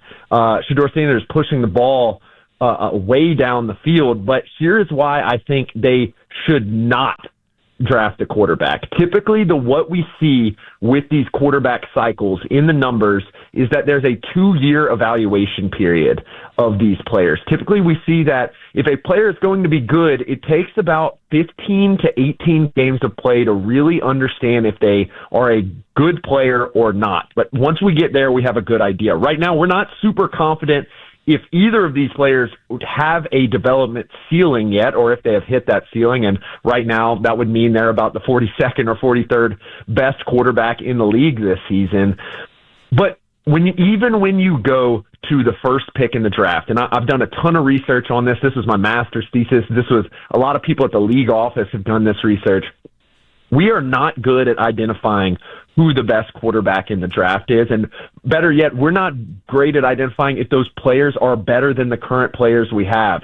And I think given that the Cleveland Browns right now are sitting at a position with about the 4th pick, which could be the potential Dante Moore area, potential Fernando Mendoza area, I think they may be able to pull off a trick like they did this year, feign like they're getting a top prospect, trade back, and probably be able to get a guy who can help their offense. And here's what I'm really going to say. When you really dig deeply into the analytics, Dylan Gabriel and Shedeur Sanders are performing about as well as you can expect a day 2 quarterback to perform. We're going to use Shedeur Sanders' consensus big board spot just because there was all kind of the hoopla why he ended up dropping. He's probably a true round 2 guy when it comes down to it. They're performing about average to that level, maybe slightly below average with respect to the team. However, who is not performing average is this wide receiver group. There is not a target earner on this team. There is not any efficient wide receivers on this team. Right now, the best receiver is Harold Fannin, bar none. We've seen Jerry Jeudy start to look slightly better in recent weeks, but I think that capital could be good to rebuild the offensive line, grab a wide receiver so that you can perhaps draft a quarterback the next year or develop Gabriel or Sanders next year. Okay. You said a lot there.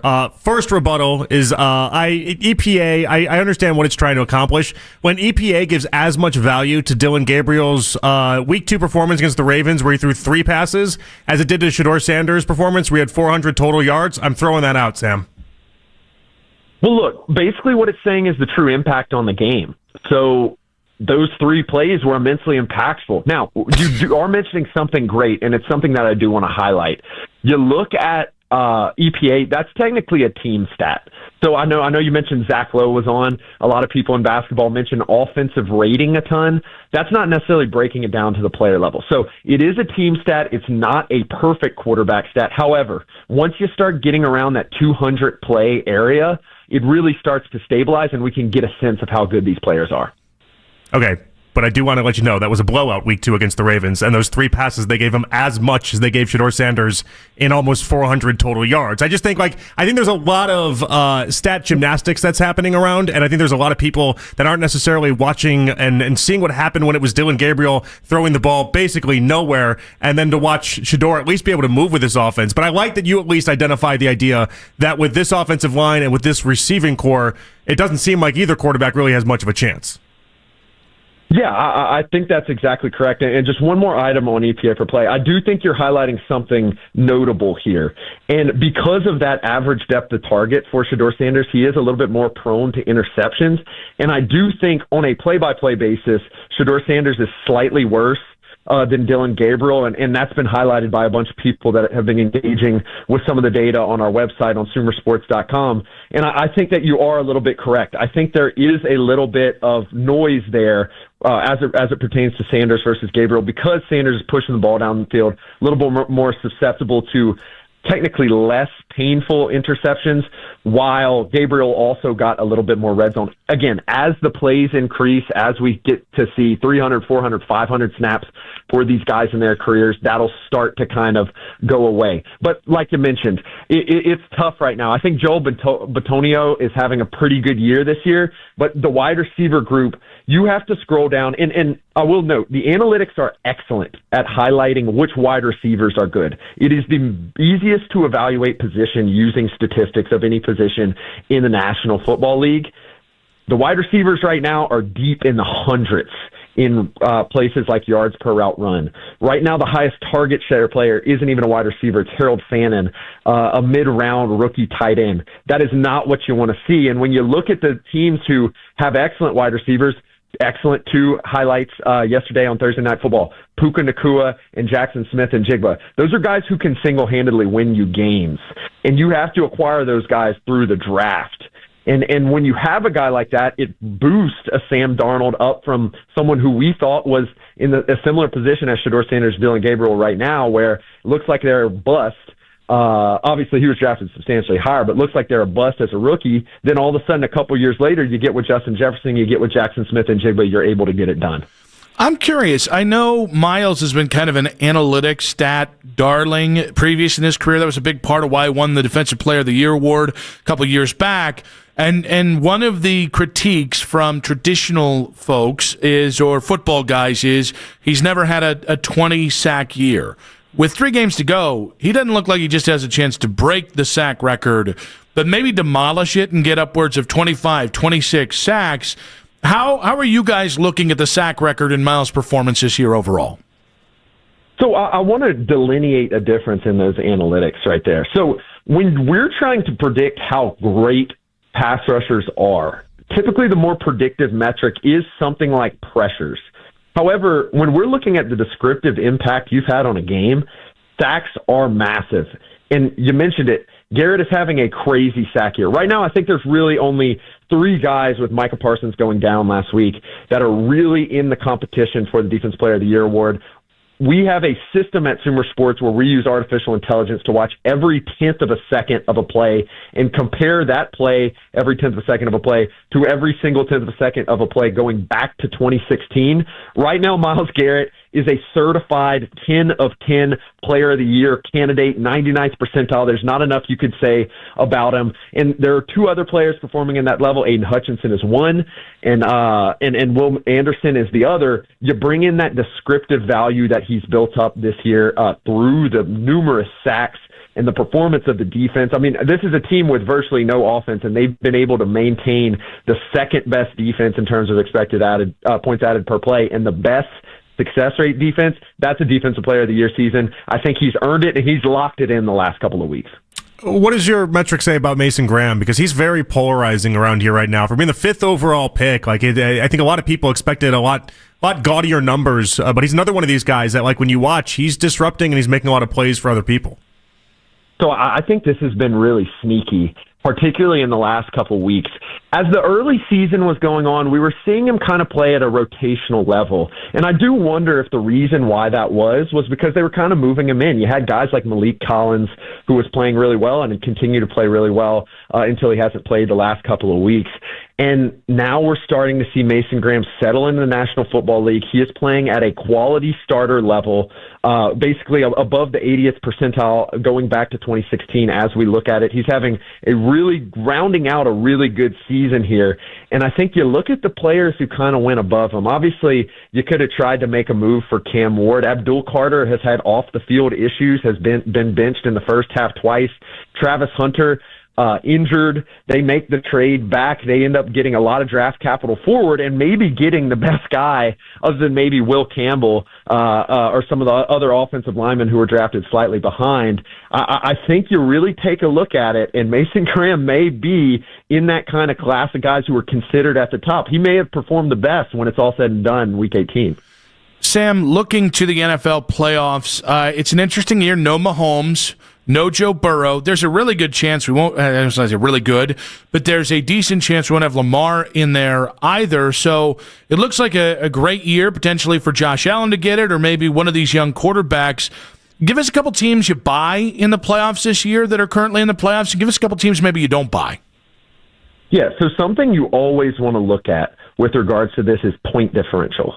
It's an immensely predictive stat about the true team strength. And frankly, it's kind of funny that the Chiefs aren't going to make it because the Chiefs are actually pretty good at this statistic. They've caught a couple bad breaks, and that's how the NFL season goes. But last year, that's why we didn't think they were as good as the Eagles, because they were just kind of skating by in these games. Moreover, you want to look at the core build of the team. How many blue chip players do they have on their team? We grade that by our Sumer score metric. So a couple of teams I really buy. The Patriots. The Patriots have Drake May, who is performing at an MVP level. I think if he can keep it up for another 2 or 3 weeks, he would probably get my vote if I had one. And then their offensive line, even though Will Campbell is now out, has played extremely well. In particular, I want to highlight Mike Okwinyu, who has moved from the tackle spot to the guard spot, played really well, and Morgan Moses, who has been brought through free agency, is now playing that right tackle spot. He's playing really well, and their secondary is playing very well. In addition, Jalen Hawkins, Christian Gonzalez, a lot of talent across that defense as well. I buy the Patriots. I don't know if I buy the Broncos yet. We'll see in the next couple of weeks if they can pull out some really core games and win by a lot. But they just have been skating by. They've been winning very, very close games. And, yes, they have an all-pro level defense. I don't know if I buy Bo Nix yet. You look at the NFC, I think that's where the real power players are. I don't know what to take away from that Rams-Seahawks game we saw yesterday, other than that there's a true weakness on this Rams team that we did not see before, and that's the special teams unit. Special teams absolutely murdered them in the game, and it wasn't just the big return from Rashid Shaheed. It was the kickoff time after time after time, not being able to handle kickoffs and just kicking it through the back of the end zone, giving people great field position at the 35. That's how the Seahawks were able to crawl back into that game. But I think it's a clear two there. It's the Seahawks who are beating the crap out of people, primarily behind their defense. I do really question if their running game is any good. They had one explosive run yesterday, but they haven't been able to do it, and that's a team that runs a lot. So I do think the Rams, despite the loss, probably are still the premier team for the Super Bowl right now. They have all pro-level players all over the field, whether you're talking about Stafford, Kyron Williams, Puka Nacua. Some of those tight ends are starting to play well. Nate Landman at the linebacker position. Verse, Young, Kitchens. You keep running down the list. There's a lot of great players on that team. So I really believe in the Rams. I still have a grain of salt, even after the victory yesterday, about the Seahawks long term, but I think their quality in there. And then I think the Patriots are another team, along with the Bills, who have the former MVP Josh Allen. Those are the four teams you should probably like. Maybe take a chill pill on the Broncos a little bit, despite all the wins. Sam, you mentioned the Bills. Bills are taking on the Browns this weekend. All right, so you do like them. I'm skeptical of that defense overall. Should I be giving them more credit than I am? No, I don't think so. And this is a true and sheer bet on Josh Allen, who we've seen be able to get it done time and time again. They've won a lot of games, and they can play in cold weather. That being said, the Bills do typically have good edge pressure, and I think that is what kind of separates them from some of the more middling defenses. But I have a true question marks about that defense. The problem is I've had those question marks for going on 3 years now, and it just doesn't seem to matter because Joe Brady and the offense pull together a power run game with an excellent offensive line, probably a top 5, top 6 offensive line in the league. And then you got the big equalizer, Josh Allen, who can control a game, play fast, play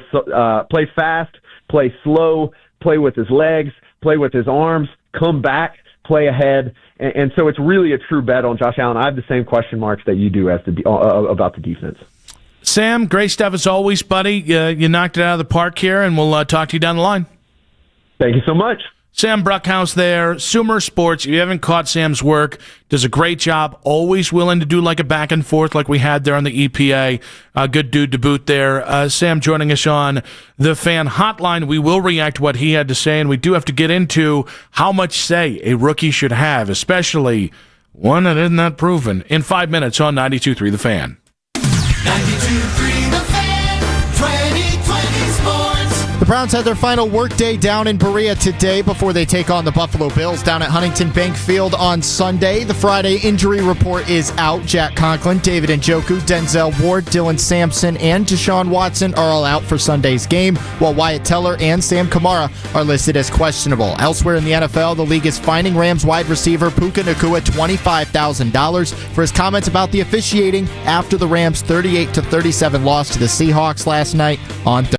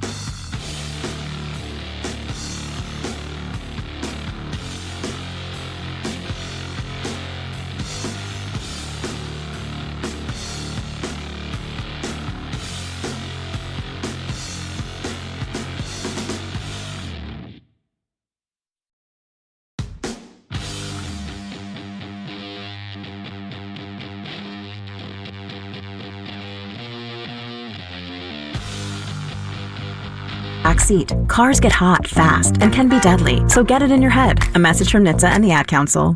Out here in the middle of these acres, it can feel like you're the only person on Earth. That's how it feels when you're struggling with your mental health. But you don't have to feel alone.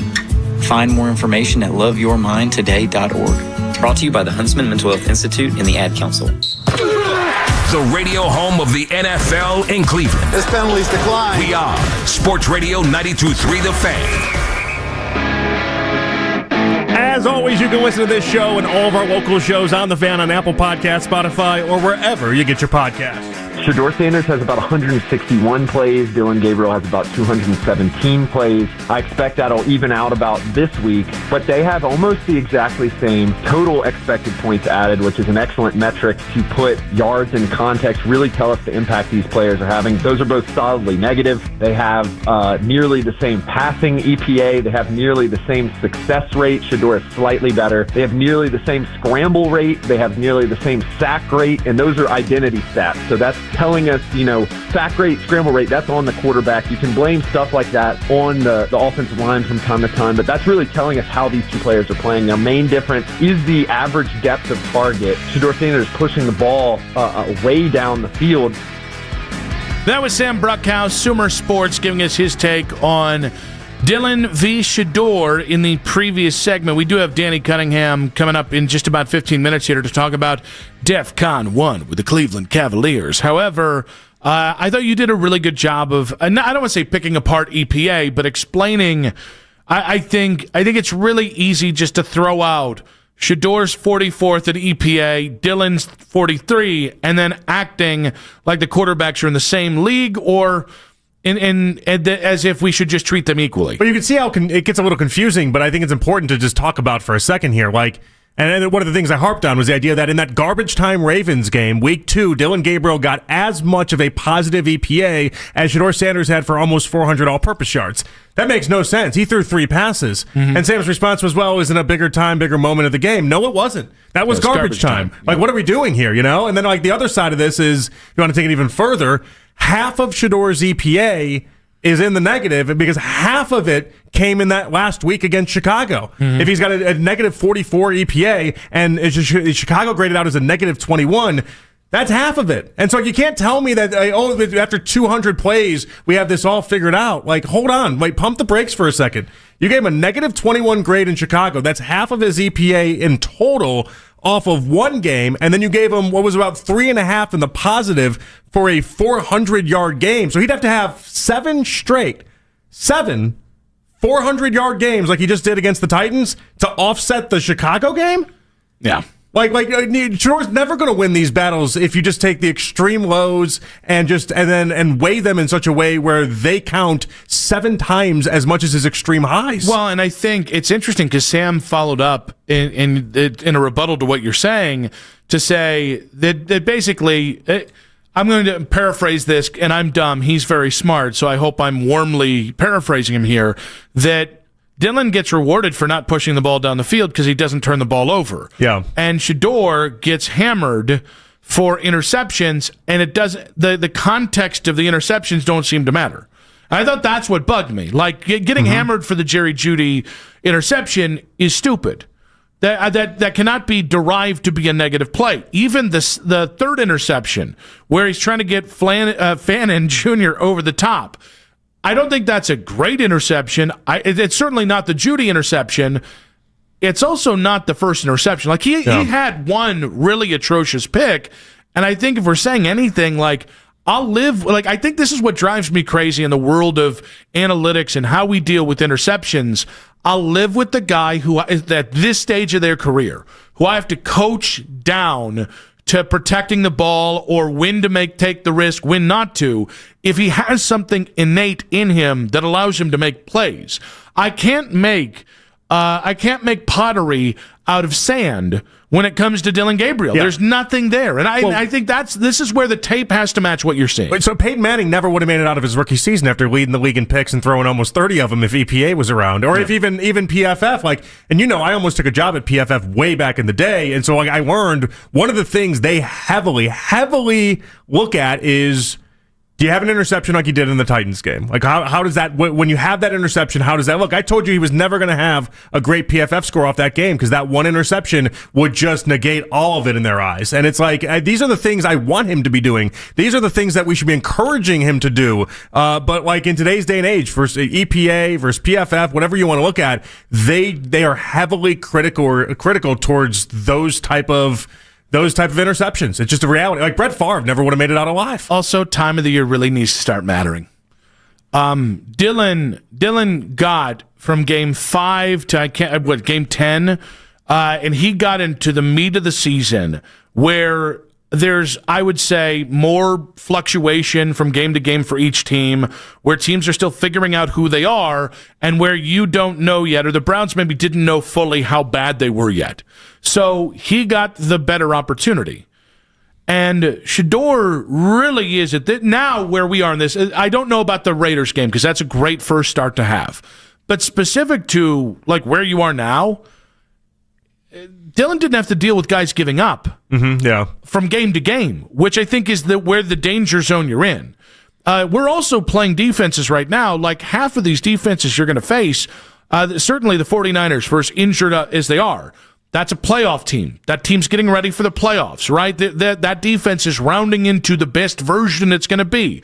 Buffalo, Pittsburgh. These aren't, by the way, these aren't great defenses. Like, these aren't elite defenses. You're not playing the 85 Bears, but they're rounding into playoff form because that's what you do this time of season when you're playing for something. Yeah, like the Steelers are legitimately going to have a playoff spot on the line when the Browns take them on after this Bills game. Like there's a lot at stake there. And listen, I'll give EPA and all these other, I'll give them credit. Like they try to quantify even the things of like who's on the team with them at the time. Like they try.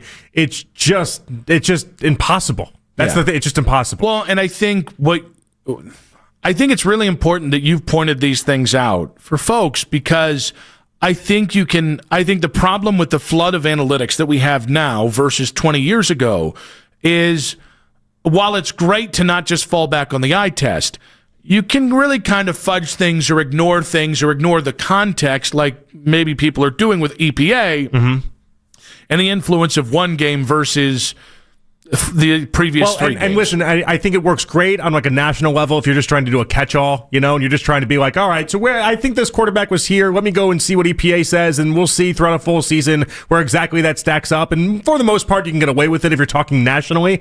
We have 5 hours a day, and everyone listening here is a dedicated Browns fan, or at least a dedicated Shedeur fan. Like we have enough time to actually parse out and see where they're right, where they're wrong, and where a stat like EPA can be better. Essentially, we'll pick up this conversation later, but one national analyst says the Cavs are at DEFCON 1, which is bad. You don't want to be at DEFCON 1.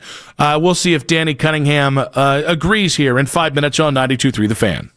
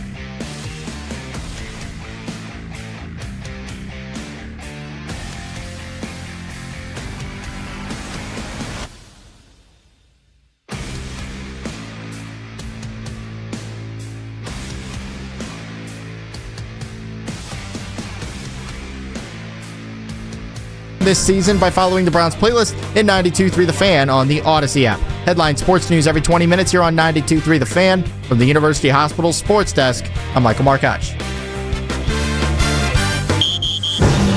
Tune in to Ken Carmen and Anthony Lima, 6 a.m. on Monday morning for all the best Browns reaction. And now, catch the show live on the 92.3 The Fan YouTube channel.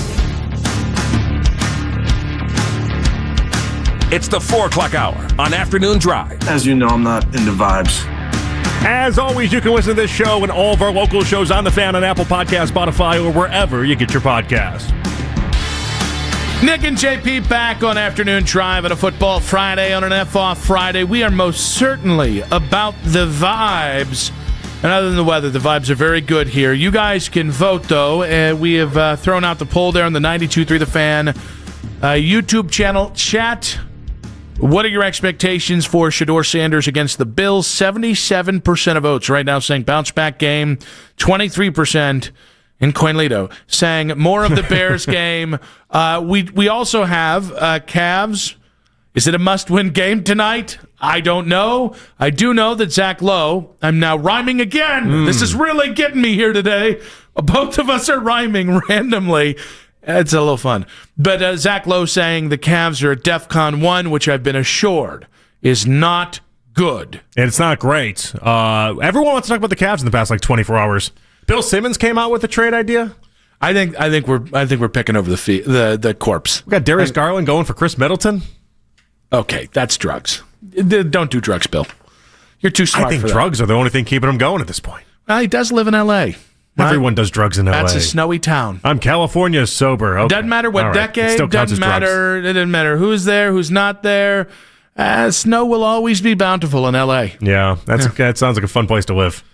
Okay, easy there, Pablo Escobar. No, for the weather. Yeah. What are we talking about? Yeah. Geez, you know me. I'm straight edge at this point. Yeah, okay. That's what I think of when I think of you. Yeah. Now, anyways, Locked on Cavs, Danny Cunningham, longtime Cavs beat reporter, now joining us on the Fan Hotline. Danny, welcome back to the show. 2 questions. Do you expect a bounce-back game or more of the Bears game for Shedeur Sanders on Sunday against the Bills? And is DEFCON 1 as bad as it sounds for the Cavs?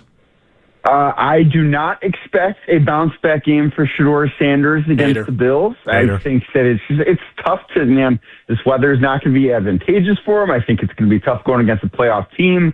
I just don't expect a lot, and I think that the Browns right now are in a really bad place in a lot of areas that is not necessarily my expertise right now, but I just don't think things are very good. And I think DEFCON 1 sounds really bad. I don't know that I'm quite there with the Cavs. I might be closer to DEFCON 2, maybe DEFCON 2.5. But things are not pleasant. I can tell you that much. This is not the most fun anyone has ever had watching the Cavs play basketball. A DEFCON 1 is the highest alert. It is a catastrophic destruction, imminent or underway. Nuclear war is happening. What about DEFCON 2.5? Well, I mean, we're in between 2 and 3 there. 2 is next step to nuclear war. So that's not even great. Danny, if you're somewhere in between next step to nuclear war and number 3, which is increased force readiness with the Air Force ready to mobilize in 15 minutes. I always increase my force readiness. That's how I live. It sounds like you're ready for this Cavs team to implode. I think that I'm closer to 3. I don't think that we are close to an implosion. I think that because this has been, there's no way to say that this has been good. It has not been. The Cavs, I think, have been the second most disappointing team in basketball. They've been incredibly underwhelming. It's just been all bad so far. But it's also been 28 games. We're also still early in this. The Cavs have not had their full roster. Nobody wants to hear about the injury stuff. I get it, that the team's not playing hard enough. The effort level's not what it needs to be. And injuries absolutely do not excuse that. There's no reason the Cavs should be playing the level of basketball they are. But I also think that there are some things that are influenced by injuries that have maybe been, that domino meme where it's one thing causes the next thing and then you end up at DEFCON 1. Did you just describe dominoes to us, Danny? No, he said meme, though. He said meme. Oh, that's totally different. Dominoes. No, I know dominoes. You hear dominoes and you just think pizza, Nick. That's not what we're talking about. I just got an order and it's called Hot and Ready, or is that another place? No, that's another place. Domino has the tracker, man. Come on. I thought you would know this stuff. I know pizza. I know food. Where it comes from, I just know where it goes. I do like at Domino's, though, when you show up with that tracker and it's like it's got 6 minutes left. I do think that's a feature other restaurants should have. I agree with that. It's very, very helpful. I think not that it's my favorite of the chain places, but that is a very nice feature. I think we should have one of those in Coitus. I think it would be nice to have a tracker. Right? Yeah, I do. just a sign above the headboard of the bed. Yeah. It's 3 minutes. It's not for me. No, it just knows. It's not for you. Yeah. Now I'm picking out your positions in the bedroom too. I'm going Why wherever. did it start at 25 seconds? I'm going because it's an honest tracker. All right, we don't lie about the tracker, Mac. Danny, any thoughts on that? Given how quickly the tracker would have to update for you, I don't think there's a point. The other end of it, absolutely think that makes sense. But like, if you need the tracker, I'd be very surprised. No. I know exactly when things are going to happen. It also puts it in DEFCONs for other people to figure out faster. What was DEFCON 1 again? Yeah, we're immobilizing. No, it's imminent. It's imminent. It's underway. Guys, it's underway. I'm in the bedroom. I'm already immobilized. So, Danny, getting back to the Cavaliers here. There's some general at some point through the history of time that has used the bedroom to go ahead and be like, we hit DEFCON 2. And we're about a minute and a half away from DEFCON 1. So get it going. Can I get a read on this? Are we at DEFCON 4? Are we increased readiness? He's talking to the radio guy? Yeah, he's got to figure it out. Where are we at in this DEFCON? I'm ready to go. Let's get the whole team mobilized. I'm ready to go. Good Lord. Give me DEFCON 2.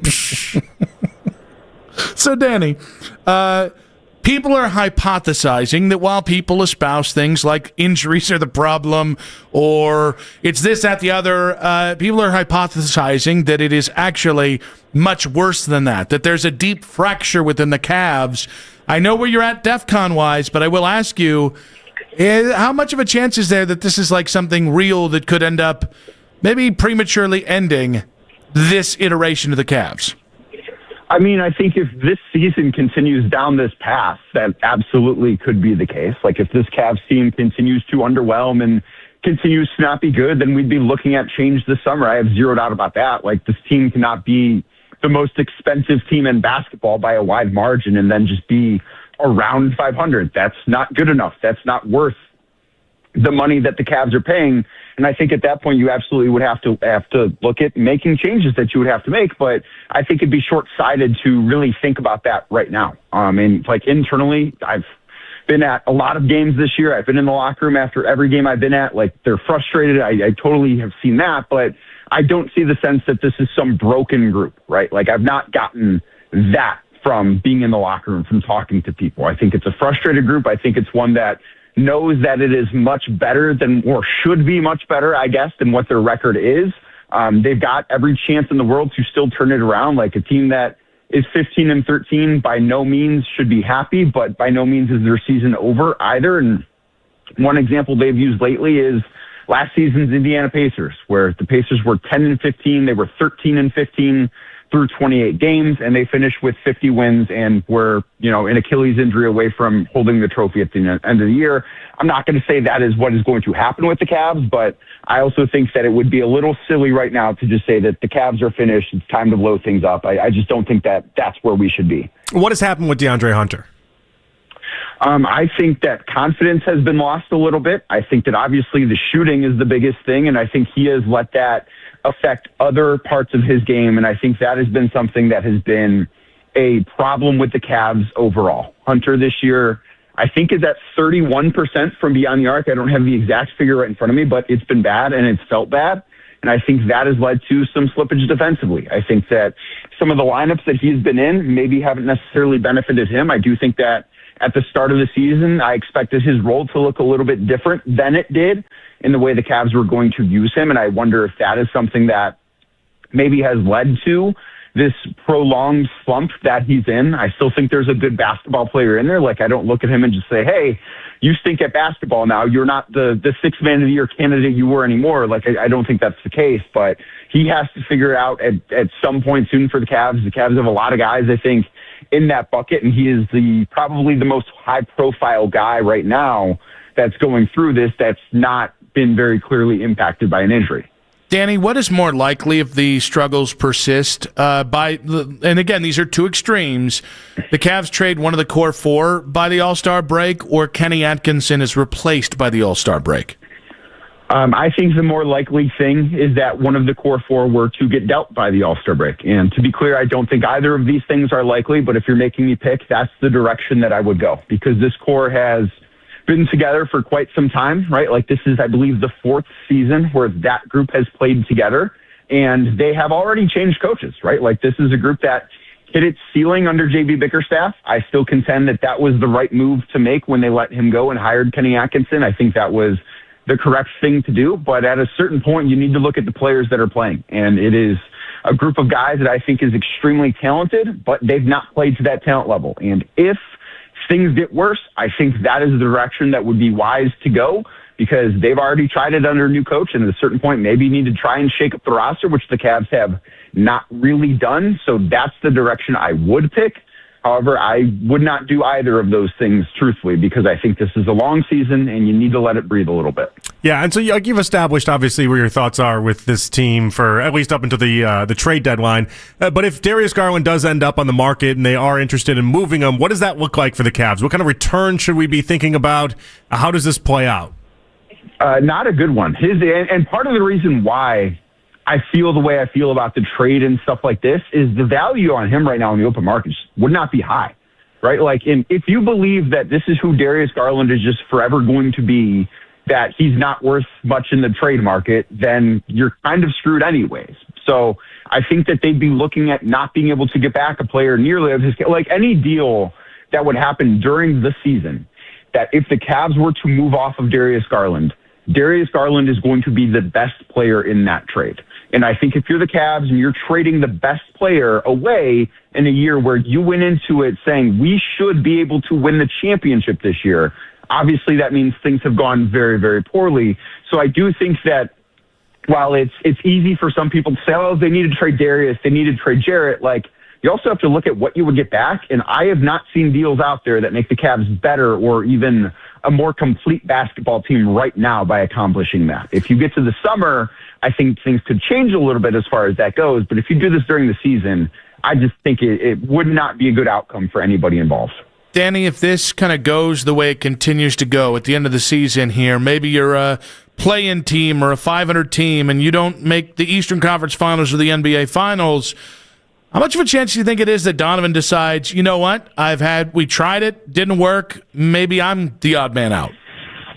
I can't put a number on that. And everything I have heard from Donovan is that while he's frustrated, like, he's very committed to turning this around. And I think if that were the case at the end of the season, I think everything gets reevaluated, not only on his part, the Cavs' part. Like, I think that is kind of how you would have to go about things. Nobody certainly anticipated it looking like this, so I don't think that type of thing was in anybody's mind. But I think if this is a team that ends up in the play-in or ends up around 500 or comes up short, so wildly short, like, you know, if they were to lose in Game 7 of the second round, would people be happy? No, but it would look different, feel different than losing in the play-in, which would be just an unbelievable failure. But I do think if they come up short again, everything on all sides should be reevaluated. And I can't put a number on the chances of that happening, but I can't rule it out either. Danny, you're a gentleman. You're a scholar. We'll get that countdown put in there at some point here in the near future, and we appreciate you. I wish you luck, and I feel bad for your wife. I think everybody feels bad for my wife. I think that's just, bless her heart. That's what people say. It's actually what people say in the South when it's actually really kind of a D thing to say. Yeah. Appreciate you, buddy. Thank you, Danny. You got it, guys. Yeah, like, it takes you a while, but you live in the South for like 6 months, and you're like, oh, you think I'm an idiot. That's basically what somebody's calling you. Yeah, you never want to hear bless your heart. Yeah. Yeah, it's not good. And at first you're like, oh, nice. That's like it's like almost like getting cowboy boots when you're in the South. It's like, all right, I finally made it. And they're like, no, they're insulting me. Not great. You never want to be insulted in the South. Great stuff from Danny Cunningham there, Locked On Cavs on the Fan Hotline. I think we came up with a great idea there. We do have to get to his reaction or his thoughts on the Cavaliers and DEFCON 1 for the Cavaliers in 5 minutes on 92.3 The Fan. Hey guys, Nick Wilson here. The winter blues are here. It was nice yesterday. It's bad again. Months of winter, all those things.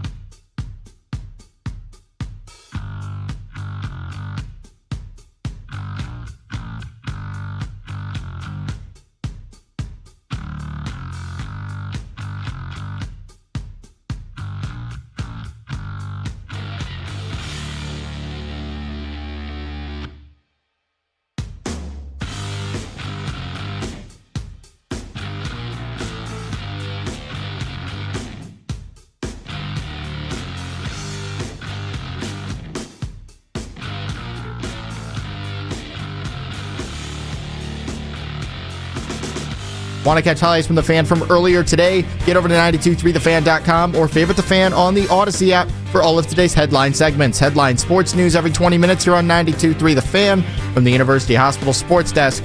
I'm Michael Markoch. When you want the latest on the Browns, we're the station you turn to first. 92.3 The Fan is Cleveland's home for breaking sports news. Your teams, your station. I don't think that we are close to an implosion. I think that because this has been, there's no way to say that this has been good. It has not been. The Cavs, I think, have been the second most disappointing team in basketball. They've been incredibly underwhelming. It's just been all bad so far. But it's also been 28 games.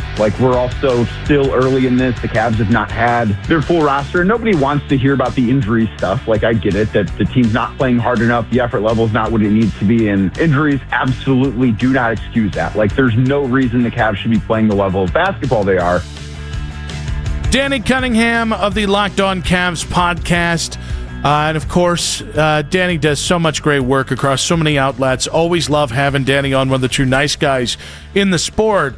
I get it that 28 games is not even half the NBA season. At some point, though, I think maybe my problem is it's getting worse. I think if we had a point here where I saw an uptick at some point, I think maybe I could come back on the side and be like, all right, it was a bad moment. We're in the middle of it. Maybe we're overreacting to it. Well, and this was supposed to be that uptick. Yes. This stretch of 6 games up before the Christmas Day game, where now against the Knicks seems like it's going to be a bloodbath. Well, even tonight. You get the That's what I'm saying. Like up until then, it was supposed to be, this 6-game stretch here was supposed to be, talk about slump busters. This was supposed to be 6 slump busters. This was supposed to be all right, everything gets normal, and then you have the Christmas Day game against the Knicks, and we'll see where we stand, and it's just not even close right now. Well, I don't think it's helping that I think all of us are feeling like doomsdayers, and even you mentioned Zach Lowe, Bill Simmons, so many of the national people have finally caught on to how bad the Cavs are. Yeah. And so it's they're all got the same memo at the same time. Yes. Hey, open season on the Cavs. And again, they're not wrong until the Cavs prove anyone wrong here. Everyone seems to be right about this. We're finally at the part where, because we're on a downslope right now, and 28 games is not insignificant. 20 games I get. 15 games I certainly get not overreacting to. We're damn near at 30 games, and tonight you'll be number 29. We're going to get to 41 games by January 11th, I think it is. Halfway there. It's incredibly early, though, but it is very interesting. Anytime you win 64 games one year and the next year seems like you can't even run proper sets, something has happened, something has changed. And so I think that's why people are latching onto it. I find the discourse around it over the previous 24 hours to be fascinating, though, because Danny's there, and I think it's important that Danny noted how he sees some of the frustrations behind the scenes, but he doesn't think that it's gotten to the same point that maybe some of the other people are discussing it as. At least that was my interpretation of what Danny was saying. Yeah, I think I'm right there with you. When you talk to people that aren't there every day, they are acting like the sky is falling, and they're acting as if the team is basically being shred apart after every single game. I think where I struggle with it is I tend to think that this team has been really good about hiding any tension previously, and there has been. It only makes sense. Darius was the face of the team. They brought in a guy who plays a similar style of basketball, similar size, who's a bona fide NBA star. Darius had to take a backseat to do that. Yeah, he won the Colin Sexton Wars to then be given the, I can't stand a chance against Donovan Mitchell. Well, and then you flip it around, like Jarrett and Evan having to find a way to make it work despite the fact that there's some overlap there too. I think the Cavs have done a really good job, and I don't want to say burying it, but just hiding it. Or just the idea that during an important playoff game, Max Strus is the one that sends the important texts. Yeah. But I just think it's not great. I think we're at a really interesting spot with all this, and the homer in me wants to say, you know what, another couple, give him 3 weeks and we'll be back, right? I want to say that, but this feels like one of those kind of critical junctures where if you said this summer was the reshaping of the Cavs around Donovan and Evan, that we're finally going to get that, I would believe you. If you said, hey, they figure it out and they put together a good enough effort where you have to make smaller, I would also believe you. Yeah. But I think The problem is one of the beliefs I'm falling back on who they used to be and not who they are right now. Well, they haven't really earned the benefit of the doubt that they're going to get this thing corrected and figured out by the time the postseason comes along. Mm-hmm. They just haven't. Like, you were a great regular season team last year, so you're not even that anymore. But if you tell us that you're going to be it by the postseason, all I have is 3 years of postseason experience if you guys fallen short. Yeah. I think it's easy to say trade Darius, and there's some reason why you should do it. There's some reason why you shouldn't. Same thing with Jared Allen. I think it's going to be really interesting if this thing doesn't go the way you need it to. And where you need to, it needs to be at least you get to the second round of the playoffs, and maybe you just get bounced out in a very competitive second round. If it's another relatively non-competitive second round, I really think we have to, again, I don't want to have the Donovan conversation. I'm enjoying watching him play too much. Do I think it's going to rear its head this summer? Yeah. Yes. Well, think about it. Have you seen Utah Jazz fans in the previous 24 hours or so as they relitigate what happened with Donovan and his time in Utah?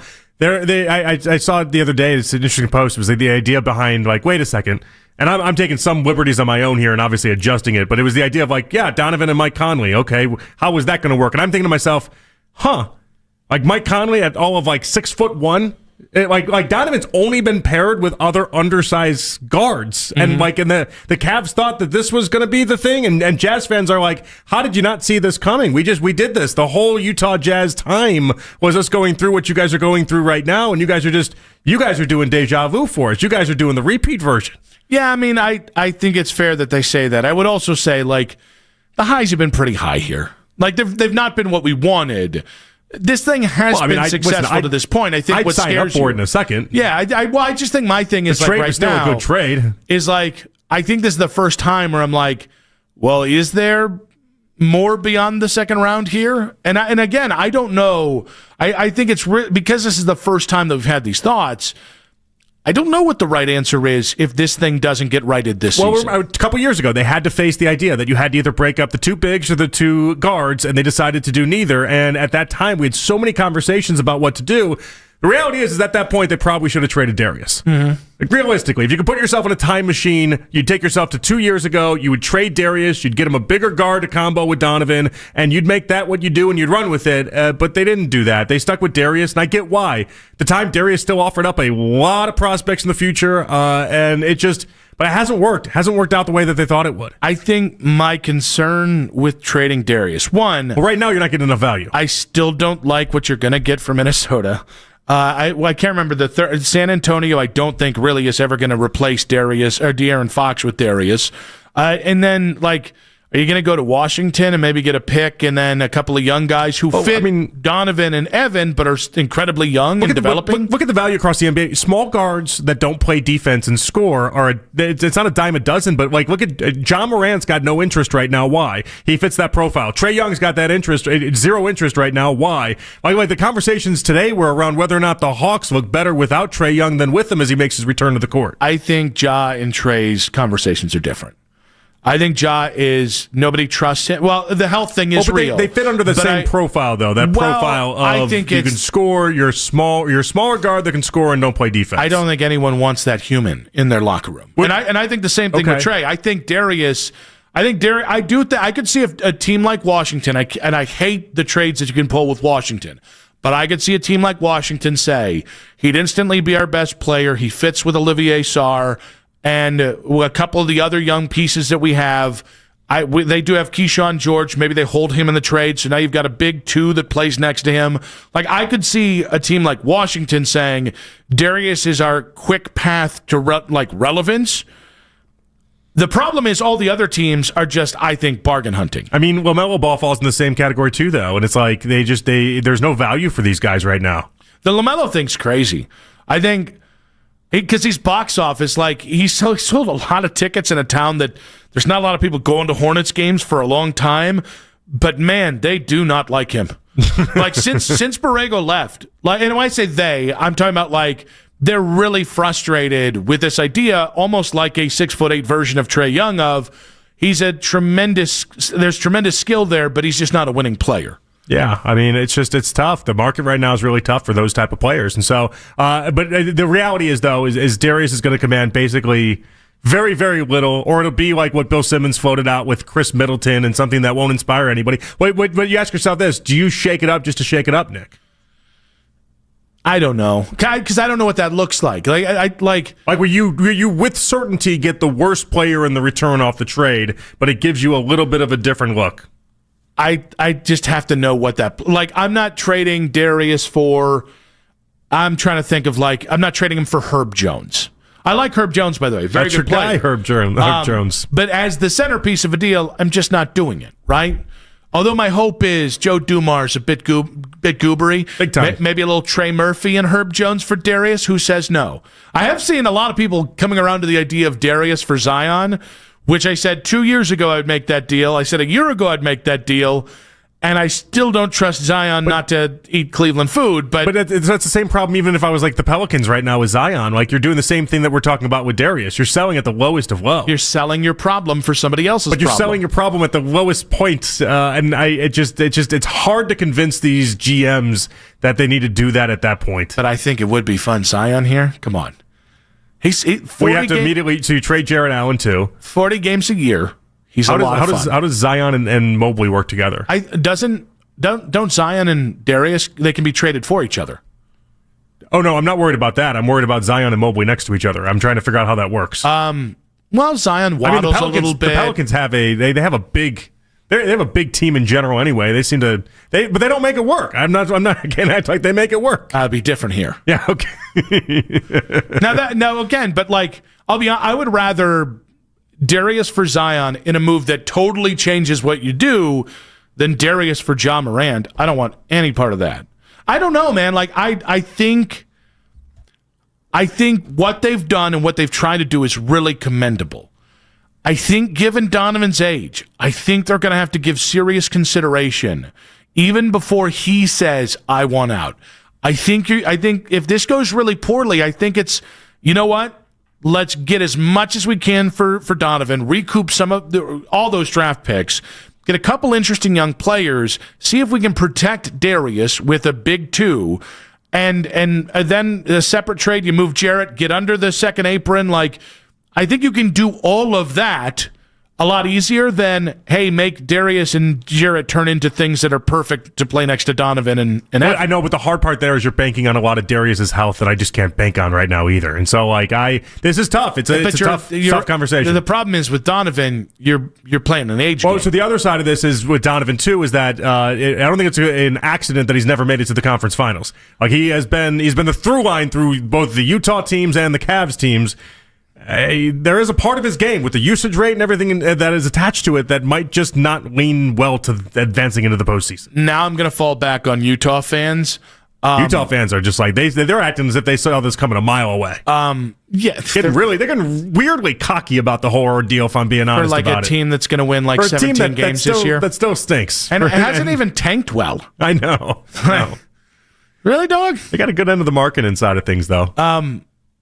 I do think Donovan has been. It's again nobody's fault. I'm not trying, but I don't think Donovan's ever been in the perfect situation. A lot of the great players we've seen in the NBA, like KD walking into Golden State.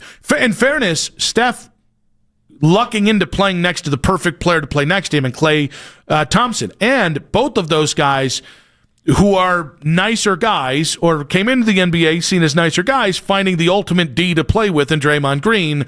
I don't think Donovan's ever gotten that other than Rudy Gobert was quite a D. Yeah, but he's a French D. It's not the same. It doesn't count the same way. Yeah, he's insufferable as a human. He's not. Give me a few specifics. I'm on Donovan's side on this. The fights. Yeah, the fights that they had. Was it the COVID thing? Because that not was just the COVID thing, but it was more than that. The idea that basically Donovan tried really, really hard, and Rudy Gobert was like, "I don't care about you. I don't want to be your friend. I want nothing to do with you." I believe he said, "I want nothing to do with you." Like Pepe Le Pew. We are only co-workers. This is why I can't stand the French. In France. This is why I can't do it. Wemby's gotten them back on my side. Until Wemby, I was out on the French. We do not have to be friends with our co-workers. We will see what team functions. I went almost Russian there. 216-474-0092. With the Cavs, if the Cavs get to a breaking point, what's the logical move? And the Browns' job being coveted That's in 5 minutes on 92.3 The Fan. Football season is back, and we're bringing you your tailgate must-have. There's nothing more refreshing than an ice-cold Surfside to enjoy while you cheer on your home team.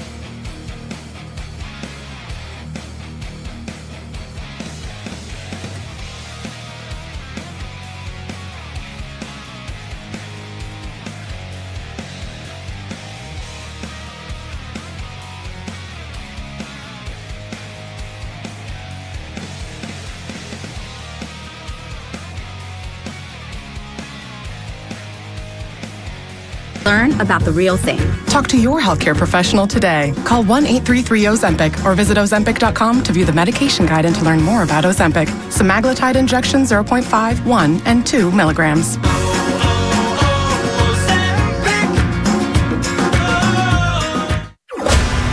Talk sports deep into the Cleveland night. Overtime with Jake Volnick. Weeknights at 7. Sports Radio 92.3 The Fan.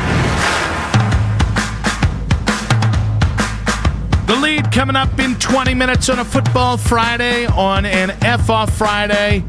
Of course, we will get into the big stories of today as we get you ready for Browns-Bills on Sunday. The chat has spoken to this point on 92.3 The Fan's YouTube channel.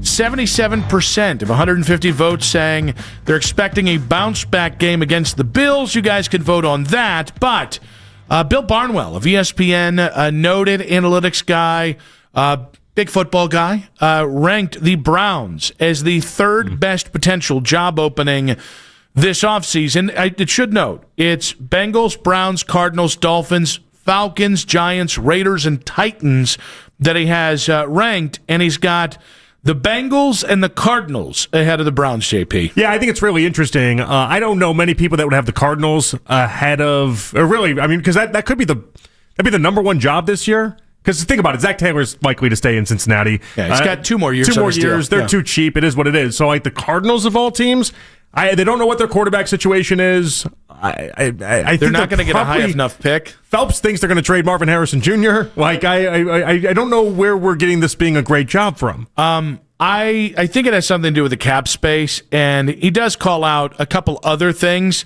Oh my gosh, where is this? He mentions Josh Sweat, Walter Nolan, so basically talking about the defensive side of the ball. Yeah. I think the Kyler Murray thing is just, it's a non-starter. The non-starter, exactly right. Because you either don't have Kyler Murray, which means you need a quarterback, or Kyler Murray is your quarterback, which is an even bigger problem than not having a quarterback. Now, what I do think this list highlights is it's a good year to have an opening, even if there isn't an elite coach out there, because I think if you asked every candidate, rank these 7 jobs. I'm taking the Bengals off. This is a ridiculous thing that he puts them first. Yeah. But rank these 7 jobs.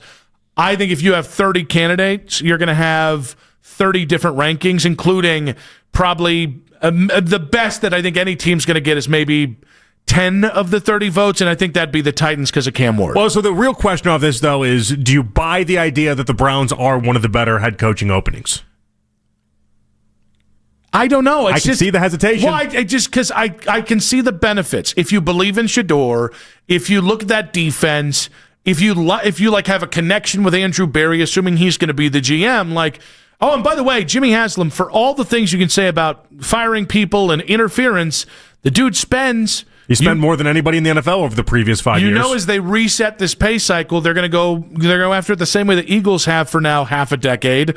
And if you watch how Kevin Stefanski just let this go, and I think this is important to know because we always do this with the Steelers. It's like, Steelers have had 3 coaches in the last 50 years, and if like last year, the convo was if Ben Johnson goes there, he knows he's going to have a job for 20 years, right? Do we trust Haslam now at this point? After giving Stefanski would have 6 years, and he would have been fired while having, we don't know the dates, the years on his extension. That's never publicly been known, but we know it was an extension a couple years ago. I would guess maybe 2 more years on it, 3 more years on it, somewhere in that range. Like you'd be ending off with a good chunk of change if you're Stefanski. So then you've got to go the other way. I think Haslam still has, I think it's the interference more than anything that's going to hurt Haslam, that he's an active owner. I do think some people are going to look at this job and go, I don't want to coach Shador, and if that's a guy I got to work for in 2026, I don't want to do it. And you're in salary cap hell, and you're not out of the Deshaun Watson waters, so I don't think you can make a case it's one of the 3 best jobs. I mean, I don't think it's one of the 3 worst jobs, though. All 6 in back of the Bengals and the Cardinals outside of this, and the Cardinals ownership is a bad ownership, by the way, as cheap as it gets, but Browns have a very involved ownership. Titans have I would say, way too involved ownership. Giants and the Mara family, they're on every sideline every single game. Falcons, Arthur Blank is on the sidelines of every single game. Stephen Ross with the Dolphins tried to basically skirt NFL rules years ago and trying to get Tom Brady there. Like he's not only as sketchy as it gets, he's as involved as it gets. And the Raiders with the Davis and Brady connection, like it's interesting how the through line is a lot of these owners are very heavily involved. So I don't even know that the Haslam part of this will be used as a discredited portion of the convo. I think the two jobs I would put atop this, one are the Titans because of Cam Ward. I still wouldn't have it number one. If you're a head coach coming in a new spot, ownership matters. I know the Maras have fired head coaches every 2 years here, every 3 years, every 4 years. So it's not like it was when Ben McAdoo took over for Tom Coughlin, but they're well respected in terms of being hands-off, and you want options. And I think there's a lot of really nice players on that defense, and you get to choose between Jackson Dart or Fernando Mendoza as of right now. I think that's clear in a way. Like, you have every option you want, and if you want to rock with Jackson Dart, you can trade down and rebuild the entire team in the next two drafts with what you get for the number one pick. Do you trade Jackson Dart then in this instance? If you take Mendoza do you trade Dart for what is the market on Jackson Dart? I would be surprised if you can't get a first round pick this year. That's what I would think. I would think you at least recover what the value was that you took him last year with. Yeah. I mean, this isn't a Josh Rosen situation. No, not at all. So he's played good. I think he's overrated. I don't think he's going to change his style. I think he's good. I'm worried about his concussions moving forward is what I'm worried about. I think that's totally fair. But like the Raiders, okay, I can see them being desperate enough to do that. I don't know. I can't remember if Brady liked him or not. I could certainly see, honestly, I could see a team like the Dolphins or Cardinals trading for Jackson because it only cost you a first rounder. For sure. So yeah, but I think the Giants probably would be my number one job. Then probably the Titans, because you at least have a quarterback if you believe in Cam Ward. I feel like the Falcons should be a better job than this. I'm not the biggest Penix guy, but they do. I mean, between Bijan, between Drake London, they have players. I think they're a bad team this year because I think Raheem Morris chose the wrong offensive coordinator. Yeah. And I think maybe that means curtains for Raheem. I think he's an okay coach. I don't think he's good. I don't think he's bad. I think he's okay, but you need your Kyle Shanahan a la Mike Pettin. Especially with a young quarterback and Michael Penix. But I agree. I think those are the first three jobs for me. And then I think if you want to put the Browns there, I think that's where the conversation starts. It's pretty encouraging, though, all things considered. I left reading the article and reading the takeaways and thinking to myself, it puts the Browns in a much better light than I had initially thought when we were talking about this and big picture-wise. I thought not only would we be playing with the scraps, I just assumed we'd be playing at the bottom of the basement with this stuff, and really it's not the case. There are a handful of teams that are worse off than we are right now. Yeah, I think a lot of folks have good points about, well, how good is the job really? I think it's going to be beauty is in the eye of the beholder, and I think when you're not, because there isn't a Ben Johnson or a Mike Vrabel or somebody of that ilk, even a Pete Carroll in this, I think it frees you up. Yeah, I think the problem when Hugh was the guy and he wanted to be in Cleveland and they wanted him, all that, I don't think you ran a genuine search. And I think, so you ended up finding a coach who didn't fit what he wanted to do or what you wanted to do, and I think it made that situation even worse. I think if Andrew's still here, assuming he can be the adult in the room and lead the search, and not just him, but a veteran front office, I think you can find the guy for you. And I don't, listen, there isn't a Ben Johnson. There isn't a Mike Vrabel. But remember, when Mike Vrabel got hired in Tennessee, Mike Vrabel wasn't Mike Vrabel. Right. A lot of people laughed at Liam Cohen, for instance. But there's a lot of guys like that exist out there. Vrabel had spent a year as the defensive coordinator in Houston, and it had 2 or 3 more years as the D-line coach. We don't necessarily put D-line coaches in head coach jobs all the time. How about Dan Campbell in Detroit? Yeah, absolutely. So I think the question is Jimmy just trying to find something that puts alignment with himself and with Andrew Berry, or can you find a candidate that does something really rare, which is speaks to the football guys in that locker room, speaks to the fans in a way that resonates with them on good and bad days, while also finding alignment with Andrew Berry and Jimmy Haslam? Yeah, no, it's going to be a really tough, I was going to say, a line to thread almost. I just don't know that it's possible. That's the sad part. We're so far in the basement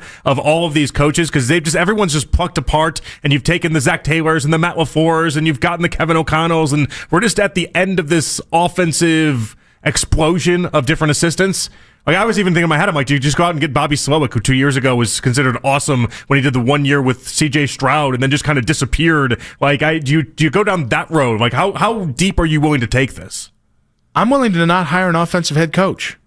I'm willing to find a John Harbaugh. And that's honestly, it seems like the best coaches out of this group right here seem like they're all on the defensive side of the ball right now. I'm willing to interview Thomas Brown, who was the interim coach for the Bears, who's the tight ends coach and running game coordinator for New England right now. Adam Stenovich, who's the O-line coach for Green Bay, and I think he's also technically the OC. I'm willing to talk to guys. I'm willing to talk to defensive coordinators who haven't got. I'm not Lou Anarumo. I don't need a 53-year-old Italian man with love to 53-year-old Italian men. Hey, I'm Lou. Come on over. What? This is why you're never going to get Italian Man of the Year. This is it right here. Well, not all of us are 5.6%. It's not even just not being 5.3. Thank you, 5.3. The number keeps changing every time. No, I told you yesterday, 5.3. It's going to stay. It's going to stay 5.3. That's what it is. We had How to do look you it even up. get 5.3? We had to look it up. I don't know. I'm a point something with everything though. Yeah. Yeah. Well, I understand some point. We got to 100. Apparently, somehow 23andMe just needed to get to 100, and so they just started throwing decimals and throw points. Throw a 0.3 on the Italian. That's what it is. Their algorithm. I don't know what happened. The lead in 5 minutes. 216-474-0092. Is the Browns' job a top 3 opening in the NFL this offseason? To the names we threw out there. The lead in 5 minutes on 92.3 The Fan. I'm Bill Ryder with an Odyssey Sports Minute. These are the final days of the Infinity Sports Network. And for many of us, the final days on these air.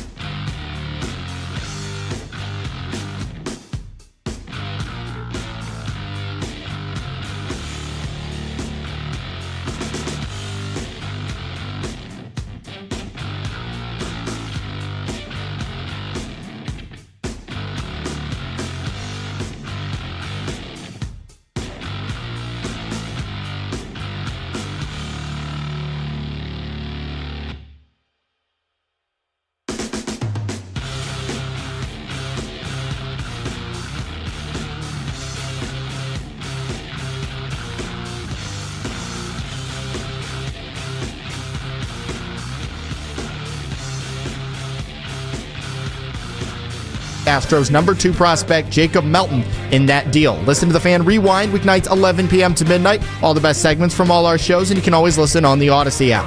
Headline sports news every 20 minutes here on 92.3 The Fan. From the University Hospital Sports Desk, I'm Michael Markoch.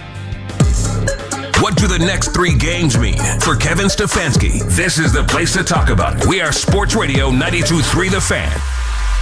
It's 5 o'clock on The Fan, and it's time for The Lead with Nick Wilson and Jonathan Peterlin on Afternoon Drive.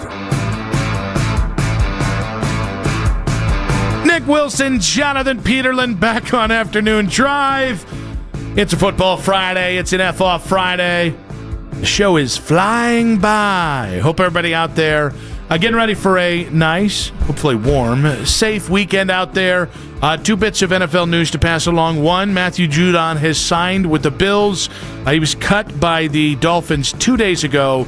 He has no sacks in the season, but he has a name. So we got that going for us. And then Arizona State wide receiver Jordan Tyson is declared for the NFL draft. That is a name to potentially watch for the Cleveland Browns in next year's draft. Thought to be, if not the number 1 wide receiver off the board, certainly within the top 3 wide receivers, surefire top 20 pick.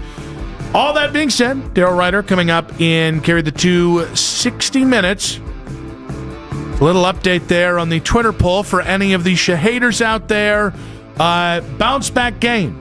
Winning 75% to 25%. Nice. For more of the Bears game as for Shador's expectations against the Bills. So once again, the 92.3 The Fan YouTube chat has spoken. I like when they speak. They seem to be pro Shador, that chat. I've always gotten along well with the chat, even if it's a bunch of prison names as usernames. I I don't like the name calling. I'll be honest with you. The YouTube chat? The YouTube chat is pretty calm on that. But occasionally it gets out of hand. I'm seeing a lot of it on social media today.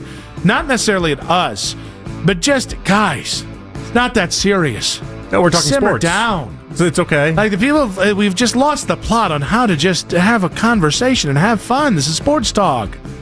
I'm now kind of high-roading everybody, but I can do that. It's okay. It's Come fine. on. I don't know what it was. Just I don't know what got this going, but okay. It was a lot of things said to Nick Shook, who I think is a very nice guy. Shook's a very nice guy. I don't like. Listen, I say a lot of things about how I look personally. I don't like talking about how other people look. Shook's also a pretty good-looking guy.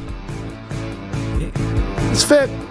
He's fit. That sounded like I was about to say like no. Come on. My point gave you a softball. What was that? Well, okay, I know, right, Mac? My point is, I was about to say how much action he has to get because he's built like a Greek god. Honestly, that's what I was going to go for, and then I was like, should I be saying that? Should I not be saying that?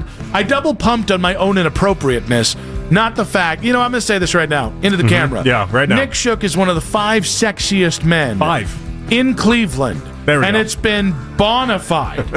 Bona fide. Ladies of Cleveland and in the suburbs, too.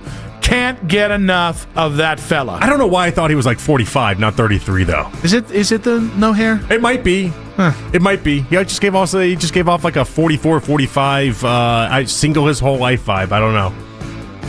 That's so much worse than what people said on Twitter. How is that so much worse? No, Twitter's been much worse, but it's not great. It's like a Charlie Sheen and 2.5 Men vibe. No, it's not. No, it's not. What's wrong with that? What's wrong with that Wyatt vibe? Teller could return this week after missing 2 games with a calf injury that's totally real.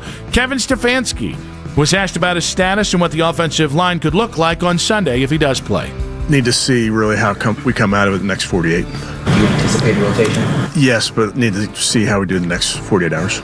Yeah, this rotation stuff is nonsense. I mean, let's just call it what it is. I don't love this. I think this is, in a contract year, you just don't treat people this way. The team is worse because of it. Your quarterback's worse because of it. Your running back is definitely worse because of it. And it just feels like an awful thing to do to someone that has been one of your best pros in the previous half decade. Yeah, there's like, you can do it from any angle and it's bad. It bugs me just on a fundamental level. How you've treated Wyatt and how a lot of other things have gone unchecked. For instance, Jerry Jeudy has been a massive problem. I don't see a timeshare with Jerry Jeudy.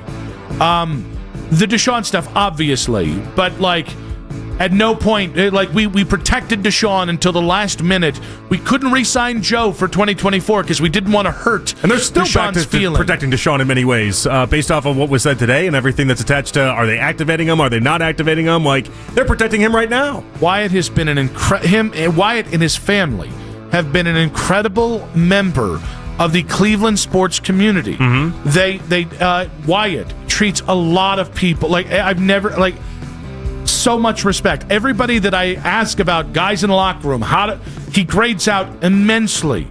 He is a good dude. He's a great family guy. He's a really good football player. And this guy's been a backbone of your offensive line for the last 7 years. And, I know Mike Bloomgren earlier today said something akin to, this has been the toughest year of his career because of how much juggling they've had to do on the offensive line. I could have thought of one thing you didn't have to do. And I think a lot of people have given Kevin the pass. Maybe Wyatt does too. I don't know. Kevin, it's not Kevin's decision. At some point, Kevin has to stand for something other than keeping his job. These are one of the questions I do want to ask to Andrew Berry at some point in the offseason when he finally does speak to the media for the first time in months on end. I want to find out why this went down this way. It's just not. It's not right. It's classless. Yes, it is. And listen. And unnecessary. The Browns have not been a classy organization. They've eschewed good taste with a lot of the people they've brought in here. Guys with off the field issues. They've just, hey, we don't care about that, right? Specifically the Deshaun thing, but there are others you can cite. To see somebody who's done it right, who's played at a high level, who's done his job, treated like a scrub, in the name of Tevin Jenkins. In the name of Garrett Dellinger, again, nice kid. Wish him best in the Titans. For some, is it going to be for Zach Zinter on Sunday? There's just at some point somebody has to have a backbone over there. Something has to treat this guy right, for the love of God, because I think we all know now there's no way he can come back next year. Yeah, it is not happening. He deserves so much better, and I think he knows that, and his family knows that too. Sam Bruckhouse, Seymour Sports, joined us today at 3:20. He explained why he thinks the Browns should not draft a quarterback in 2026. Typically, what we see with these quarterback cycles in the numbers is that there's a 2-year evaluation period of these players. Typically, we see that if a player is going to be good, it takes about 15 to 18 games to play to really understand if they are a good player or not. Even when you go to the first pick in the draft, and I've done a ton of research on this. This was my master's thesis. This was a lot of people at the league office have done this research. We are not good at identifying who the best quarterback in the draft is. And I think given that the Cleveland Browns right now are sitting at a position with about the 4th pick, which could be the potential Dante Moore area, potential Fernando Mendoza area, I think they may be able to pull off a trick like they did this year, feign like they're getting a top prospect, trade back, and probably be able to get a guy who can help their offense. I think a lot of this is. It's your. Is it mine or yours? Here's mine. No, it's yours. It's yours. I caught that for the first time. I didn't catch it when we were actually talking to Sam. That idea of them just trading out of a top draft pick and doing the same thing they did last year, going from, let's say, 2 to 5 last year, this year from, 3 to 7, 3 to 8, and still grabbing one of the better wide receivers in this class or one of the better linemen. Yeah, I think the beauty of this draft, one, I actually would say, if you said I can draft the second best quarterback in this draft or trade down, I'd probably say trade down. Because one, if you look at the top 10, there's going to be a lot of teams still there again next year. But one, I'm comfortable seeing what Shedeur has in 2026 to this point. I give him time to, affirm that or maybe negate that. But I also just think, if you just needed a left tackle and wide receiver, this should be simple. You need at least 4 starting offensive linemen, if not 5, and a wide receiver. And by the way, the rest of your roster, there's a lot of talent. It's not flawless. So they need a lot. People. They need a lot. And so that's why it is interesting, the idea that if they just replicated basically what they did last year, you get another second-round pick for now, and then you add another first-round pick then for 2027. That would be an interesting approach, and it's one I could see them actually taking up. Myles Garrett, 1 sack away from tying the single-season sack record. He spoke with the media today and said it would be special to make history against Josh Allen. I mean, the guy's unbelievable. You know what he can do at the quarterback position and with the ball in general. There's no one like him. So it'll be a fun matchup. He's reigning MVP for a reason. So we'll have to stop him. We'll have to stop that running game, and we'll have to try and make him one-dimensional. But that's a hell of a dimension to have. He's the kind of guy that I guess you would say Mike got those years ago. So I think it's a bit of a funny comparison because those guys have the similar styles, and me and Mike have been compared before. But it would mean a lot to get against him because he's very special, and I have a lot of admiration for what he can do with the football. I mean, I think it does matter, by the way, who he breaks the record with as far as sacking. I think that's a cool footnote to it all. How many listeners out there could tell you who T.J. Watt sacked to get number 22 and a half? I would bet very, very few could remember that it was Tyler Huntley, because nobody remembers that, because Tyler Huntley is not a very good quarterback, and Tyler Huntley... Pro Bowler. Yeah, Pro Bowler, great. He's not somebody worth remembering in this instance, you know what I mean? And so the good thing for Miles is that it'll either happen against Josh Allen, who just won league MVP last year, and obviously he's going to go down as one of this generation's greats, or it'll be against Aaron Rodgers, who is also one of this generation's greats. Like, you're in a pretty good spot as long as it happens in the next couple weeks. I think I've cracked the code on the optimal way to do this. Okay. He has a sack and a half on Sunday. Okay. So he catches the record and then breaks it. Then, with Romo and Nance, Week 16 against the Steelers, that's going to get some extra eyeballs because of Romo and Nance, and you're probably going to get more coverage just in general. I'm trying to think how you're going to take away sacks, because I'm like, how do we make this interesting? No. You're going for 25? Well, no, it's an entire game of Myles Garrett's the new sack leader, at which point he does get to 25. He has 1.5 against Buffalo and another 1.5 against Pittsburgh, and then it's 2 weeks of Myles' dominance. And then maybe just, I don't know, take a Xanax and chill against Cincinnati. Take a Xanax and chill? You know he's going to get out there and have like 8 sacks against Joe Burrow. That's the exclamation point. He's going to go to 30. Burrow's the exclamation point. That's his... in a 30-point loss to the Bengals. What kind of nice golden parachute is that, by the way? Like, if he's not able to get done in the next couple weeks, like, I got Burrow with that beat-up offensive line, we'll be fine. I want it. I want the record in as little as games as possible. Just because it adds to then no asterisks, no anything like that from all the 16-game crowd. And I just think if you pick up 2 sacks, so 1.5, 2 sacks this week, 1.5, 2 sacks next week, all of a sudden you're going to bypass 25. Like, if he gets to 25 or above, it's an insane stat. I don't think it's going to get the kind of credit it deserves, but if you get to 25 sacks in 16 games, that's incredible.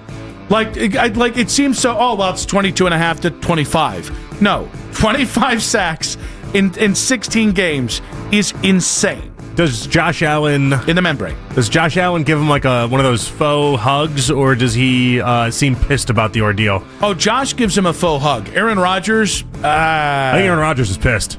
By the way, I think if he breaks it against the Steelers, he gets to take a helmet from the Steelers.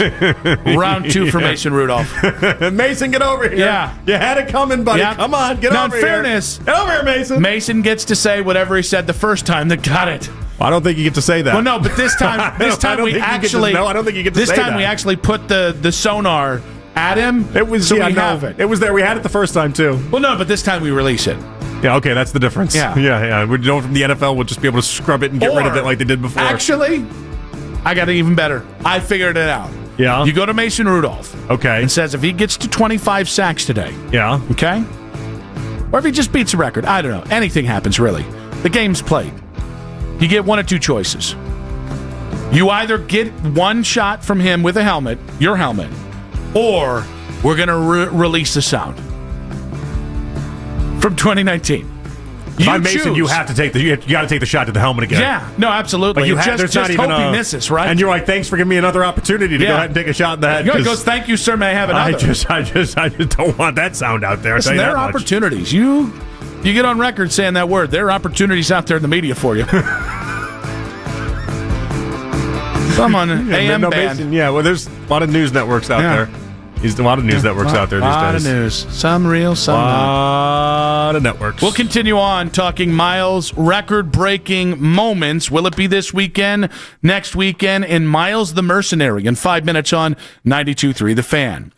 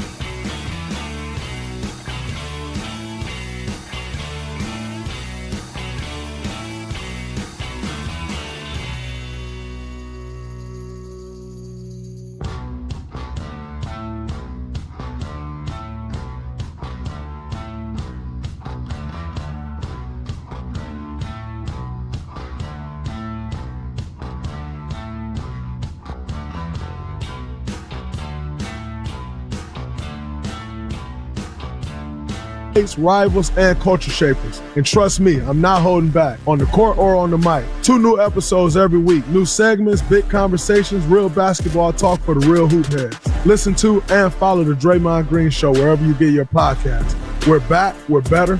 Let's get it. Sign up to be a part of the fan club. Download the free Odyssey app and follow 92.3 The Fan to get all of the best audio and best stories sent straight to your inbox. 92.3thefan.com. Yeah, I want to get in front of my own fans. Most of all, I want to get the win. I don't want it to be, some emotional conflict between, me getting in and, we're getting our tails whooped or, we're down at the end of the game. So, I want to be able to, share a joyous moment for everybody. Myles Garrett talking about the potential this weekend to set the sack record against the Bills, saying he wants to do it in a win. Long term, do you think it? I know it matters for us. Yeah. I do think there will be more people on Monday more willing to celebrate Myles hitting the sack record in a Browns win than a loss, because every time Myles has gotten a sack and a loss this year, it's somehow turned into a bad thing or a denigration of Myles. So I do think that. So that's interesting. I know you want to ask a question here, but what is the vibe going to be like? We're probably going to lose this game. Okay, let's just be. Can we be adults about this? We're probably going to lose this game. I'd rather not be. The most realistic opportunities or results out of this weekend is we lose the game and Myles sets the record. Fair. Monday at 2, are we leading with Myles breaking the record, or are we leading with something else? Depends on how Shedeur plays. Okay. Fair? Very fair. I mean, listen, sometimes things like the quarterback takes priority, but it is interesting to think about it from that perspective. We're talking about the record a lot. We're dissecting the record a lot, but ultimately, is it going to be anything more than that's very nice. I'm happy that happened. Well, I think you and I probably will. I think a lot of people on the station will. But I think we're going to be met with resistance. And what I mean by that is not you and me personally, but I think there are going to be people lining up. There will be a segment of people lining up to denigrate what Myles just accomplished, and it's a shame. It really is. Oh, they're going to denigrate it. Yeah, they'll say it doesn't mean bleep. They'll say, "Oh, congrats, you did it on a 3-win team." Oh, you see, now that part loses me. I don't know. You see, the win-loss record in this shouldn't take precedent to it all. I'd be shocked if we have any actual, and I know you're talking more about Twitter people and people on the internet, which they do matter from a fan perspective. Twitter people makes it sound like mole people. That's what I think about the internet people sometimes. I do. We live underground and we spew hate all around. We tried. It makes the internet a much better place if you just think of them as mole people. Yeah. You just think they're all just one group and they all just exist in their own little world and it just is what it is. No, but seriously, it'll be interesting to see what the reaction will be, because I think a lot of people are just going to have almost I'm happy for Myles. I think that's great that happened. But the idea that we would be celebrating or dancing in the streets, I just don't think is going to be a reality for this. I do want to circle back to this real quick, but 6 months from now, does it really matter if Myles breaks it in and win or loss? No, it doesn't, because he's already locked up. First off, in general, I don't know that it matters if he even breaks it in its totality, because he's already locked up one of the better defensive players player of the year seasons you're ever going to see. So this is his second DPOY. He's built up his Canton resume as much as he possibly needs to build it up. He has erased all of the bad that we thought was going to happen coming off of the demands of the trade and the Super Bowl Radio Row week. He's absolved himself of it all, and he's gotten himself to a really nice spot, which ultimately is, you are so good at your job, we don't even care what happened previously. I think it's going to be, I think Myles, and it's not entirely fair. Myles has been blamed more over the last 5 years for the Browns not fulfilling Super Bowl window number 1 more than any other player. Nick Chubb didn't get blamed for it. Denzel hasn't got any blame for it. Baker certainly didn't get any blame for it, although I do think that 1 year people put a lot on him, but then the Browns made the worst trade in NFL history. I think Myles, up next to Stefanski and Barry, has gotten more blame. Blame's the wrong word. More vitriol spewed at him because of the Browns' failure to win consistently in a way that I don't think is concurrent with what it should be. Myles is a different duck. Myles is not Joe Thomas. They're very different guys. But for how great Myles is, man, there's still a lot of people just saying a lot of things that are true to what they feel about him. But just the idea that Miles isn't elevated to the same level of a Joe or a Nick Chubb or something like that, I'm surprised we haven't reached a point where the football's just so good you just have to be like, no, that's my edge rusher, and that's just kind of it. So I think that's what this season is about for a lot of people, though. Like, and I think if we can just speak on in general, I mean, you said a lot of things about Miles, and I thought we were very critical of Miles at certain points of last year. And this year, how have you spoke about him? You know, you're like, let's appreciate what we're seeing here. Like, let's talk about how great he is. Let's talk about what this sack record is. Like, it seems like almost you've made a complete change. You've always liked Miles. I'm not saying you didn't like Miles, but like, it felt like this season. Because there were some dark times there this offseason with yourself and Miles. It felt like this season has kind of put a lot of that in the rearview mirror. And I think for a lot of fans, it feels that way as well. I just think it's interesting. Like, I've heard a word attached to Miles that very rarely for a player as good as Miles is, and as great as Miles is, has just, it's not been, we've not tagged our great players like this historically. And it's the word mercenary. And I understand the idea. Like, Donovan was seen as a mercenary until he re-signed, was that a summer ago, 2 summers ago, right? And because he re-signed, there was almost a forgiveness of you're now one of us, right? Miles hasn't gotten that. And I know it's a lot there. I know it's a trade request. I know it's the grounds with which he put the trade request, and then how he, like, I do understand. It's because there are enough people like myself that felt like if he could have had his druthers, he wouldn't be here right now. And that's okay. I mean, he is here, but like, truthfully, if you told me, if you hooked me up to a lie detector, do I think Myles Garrett is happy to be on a 3-win team this season and take away some of his prime years and use a 22.5 sack season on this Browns team? I would tell you not a chance. I just think if this season isn't enough to shake the mercenary tag, I mean, the only thing I can think of that would change it is continuing to do what he's done previously. But this season should further stamp down the mercenary tag. It hasn't. I mean, I think if you heard any of the discussion on the station today, or certainly the times we brought up Miles' record, or you look on social media and the mole people when that happens, there's still a lot of people that are like, no, very good player, great player. Yep. Are we getting mercenary, our definition of this, different or something? I'm thinking of mercenary like he's here, but he doesn't want to be here. Is that right? I mean, I think mercenary is close, but I think mercenary is you're a singular talent, you're a great player, but you're not one of us. So that's different to me. Like, I think it's a level. That's different to me. I think it's a level of buy-in. Like, why is he not as perceived to be an all-time great? The word is beloved. That's another one. Sure. Okay. Yeah. And that part, by the way, people that are suggesting that aren't wrong. No, they're Miles not. is not. He's not as beloved as some of the other greats that we've had throughout the Browns' years. I've always been confused by that part of things. I don't know why that is. He's always been great. But even from Jump Street, when we talked about like the peak John Dorsey years, people loved Baker way more than they loved Miles. You mentioned Nick Chubb, 100% right about that. Nick Chubb's always been more beloved. I'd put Denzel Ward in this category. For a local kid and as awesome as he's been, I would say he fits more in the Miles bucket than he does the Nick Chubb bucket. Yeah, I'd probably agree with that. Also, this is unfair, but he's had injury problems, and people in this common era, the Twitter era, are ruthless with guys that have injuries. They just are.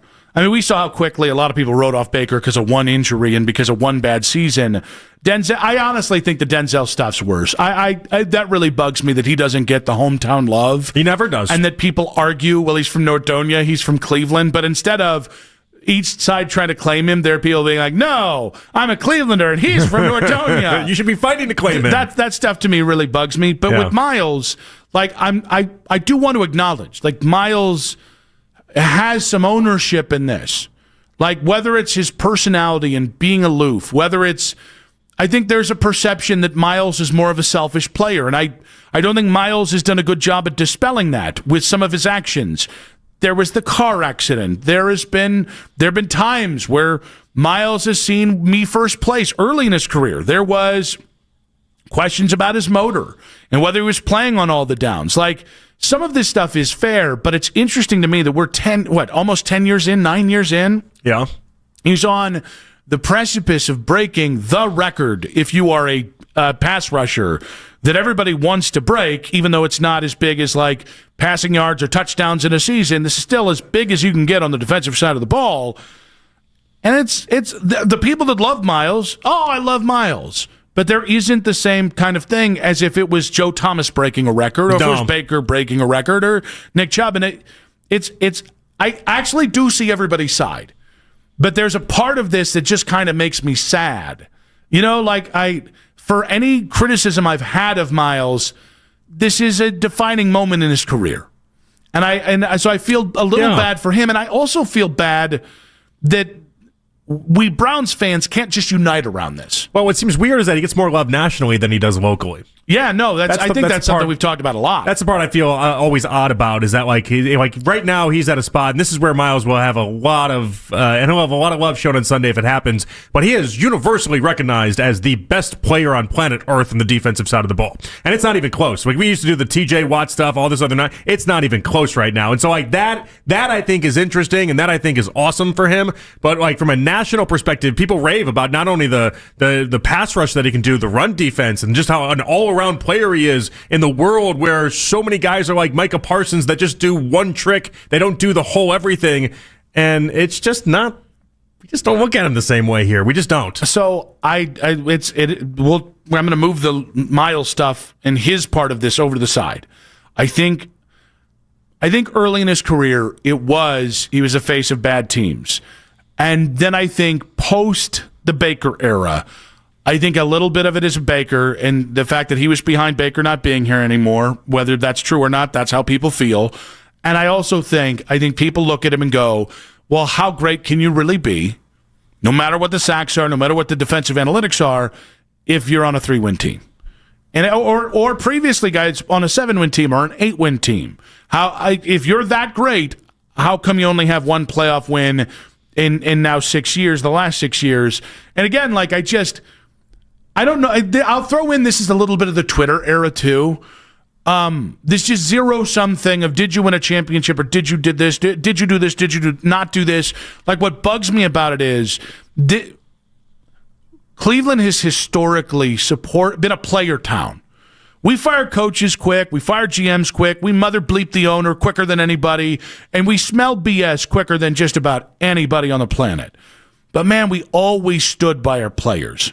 Right? We always overrated our players. That was the whole thing. I mean, I'm sure you even saw it early in your time here where it's like, no. Kevin Love is the third best player in the NBA. Like silly, like Matthew Dellavedova is the greatest sixth man ever.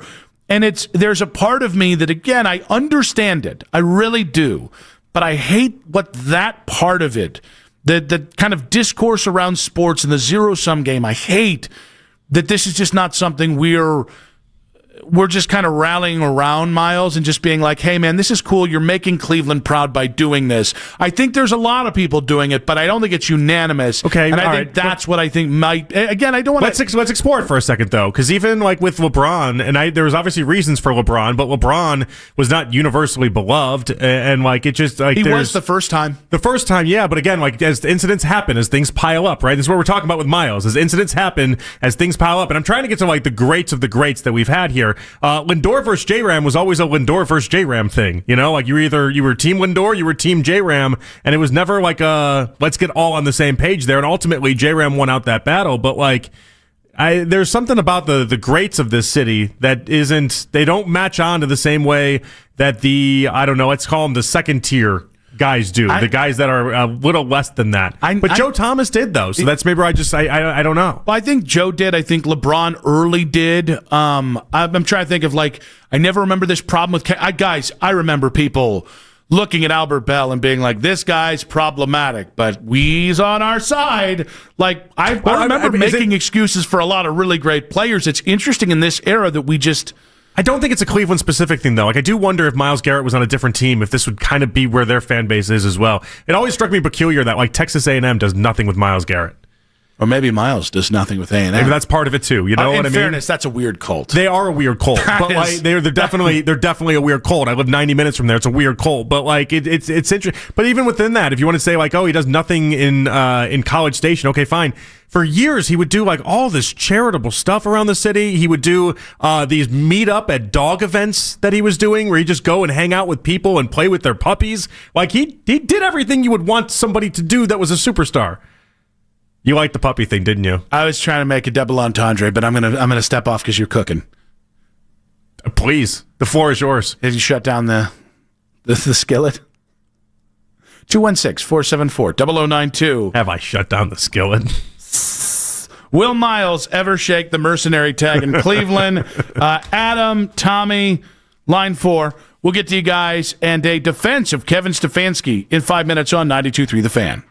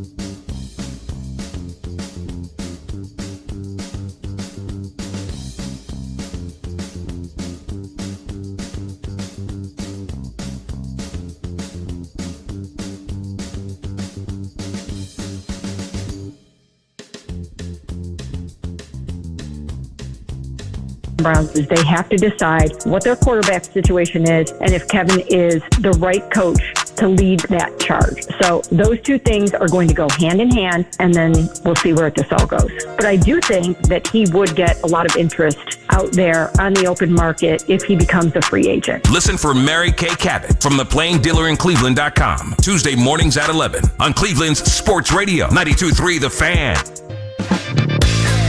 Daryl Ryder coming up in just about 15 minutes here on 92.3 The Fan.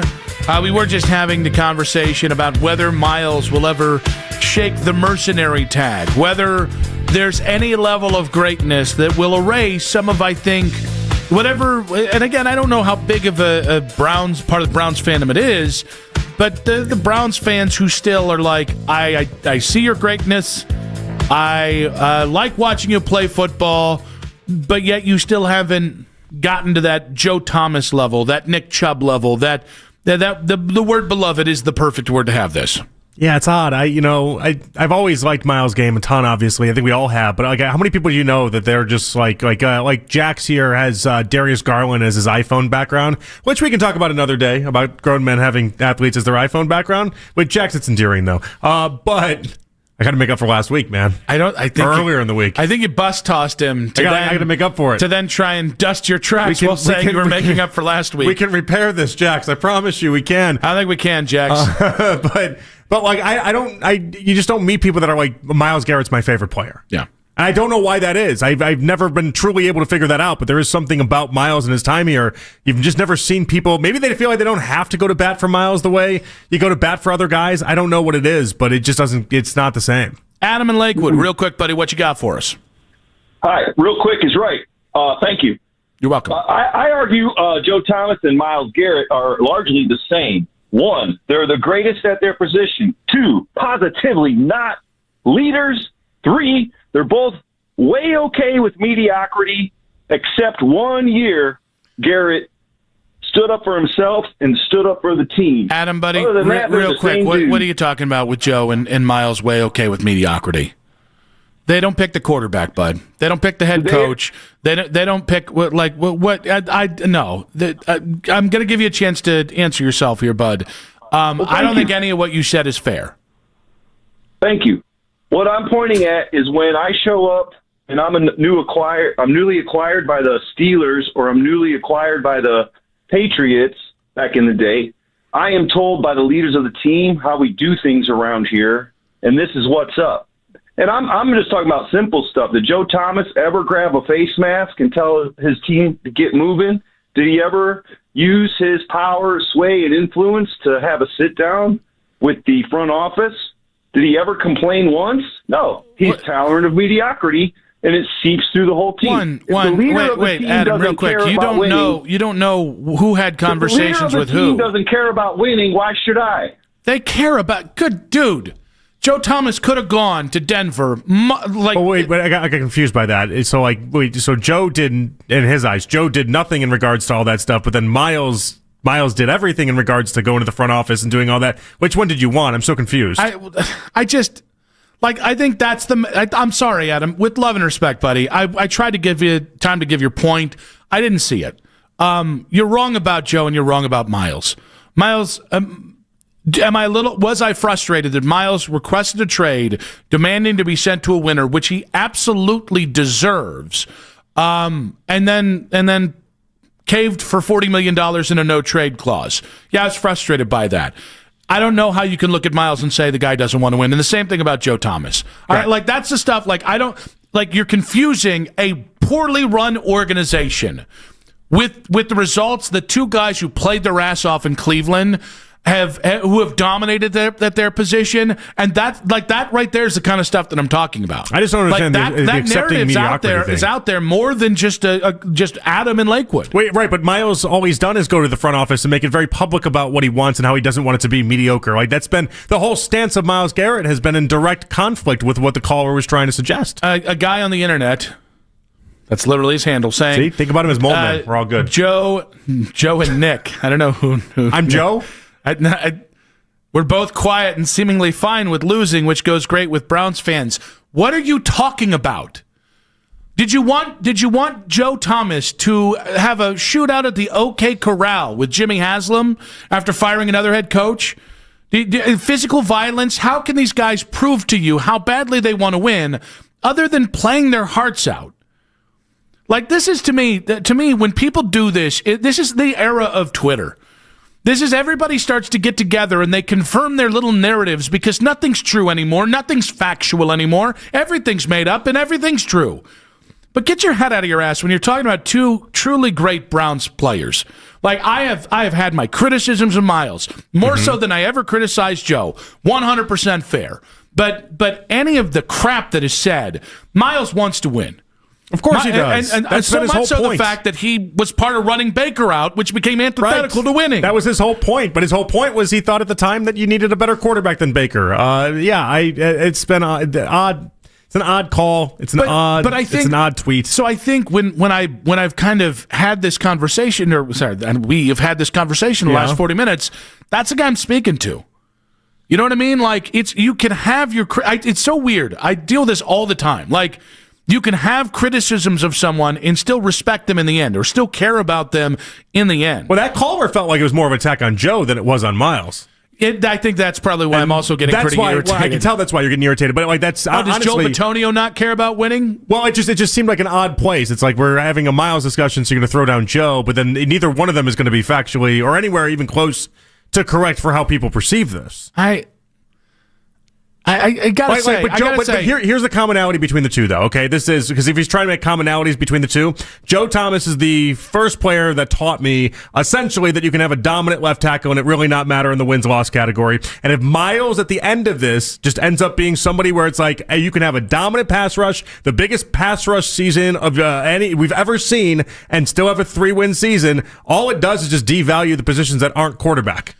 I just think that's what it is. Like that's what that should tell you. Those two positions, Nick, are so ingrained into being so important. And we watch with Joe Thomas it not matter as great as people thought it would. And this season with Miles is making a strong case for why quarterback is the end all be all. You better be the Pope if you're going to character assassinate Joe or Miles. That's all I'm going to say.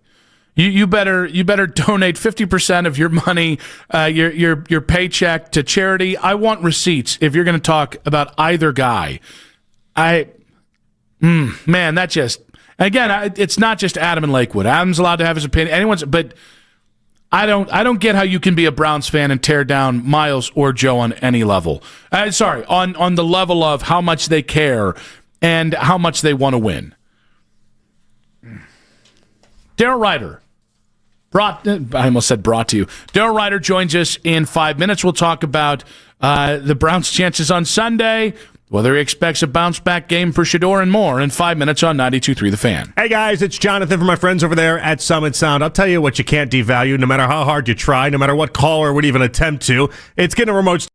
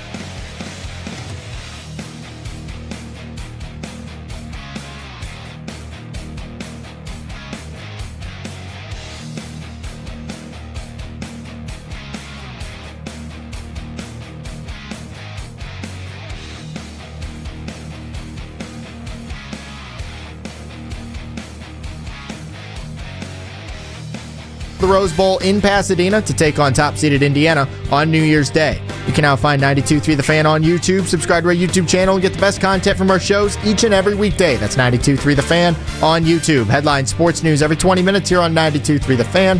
From the University Hospital Sports Desk, I'm Michael Markoch. Whenever you need to talk about the Browns, we got you covered. We are Sports Radio 92.3 The Fan. It's the 6 o'clock hour on Afternoon Drive. I am saying yes, yes, and oh yes. Get the latest from Browns practice throughout the week right now on our YouTube channel. Daryl Ryder recapping each and every practice and game while featuring the best highlights from coaches and players during media availability as well as on the field action. Subscribe to the 92.3 The Fan channel on YouTube now to get all the latest from Daryl Ryder and the Browns all throughout the football season. 1 hour to go. Nick Wilson, Jonathan Peterlin here. We are adversaries. Over the next week or so, we're playing in the third place game in the Fantasy Football League. Bleep you, man. Bleep you. Yeah. I don't care about this anymore. Yeah, show me. Yeah. No, Pull your lineup. I'm just protecting my feelings in case I lose this pivotal third place matchup is all. In case you missed it, coming up, me too. I'm going to pull my lineup now just to show you how little I care. How about that? Coming up in 4. I'm going to pull it harder. That was a great response. I'm going to pull more guys. How about this? How about we make the new third place rule? Whoever can score the least amount of points. Okay, we're going golf on it. Let's see who we can do that. It's how every game should be scored anyway. Yes, that's fair. If that was the way we scored Browns games, we'd all be Super Bowl champions 25 times over. Lame joke.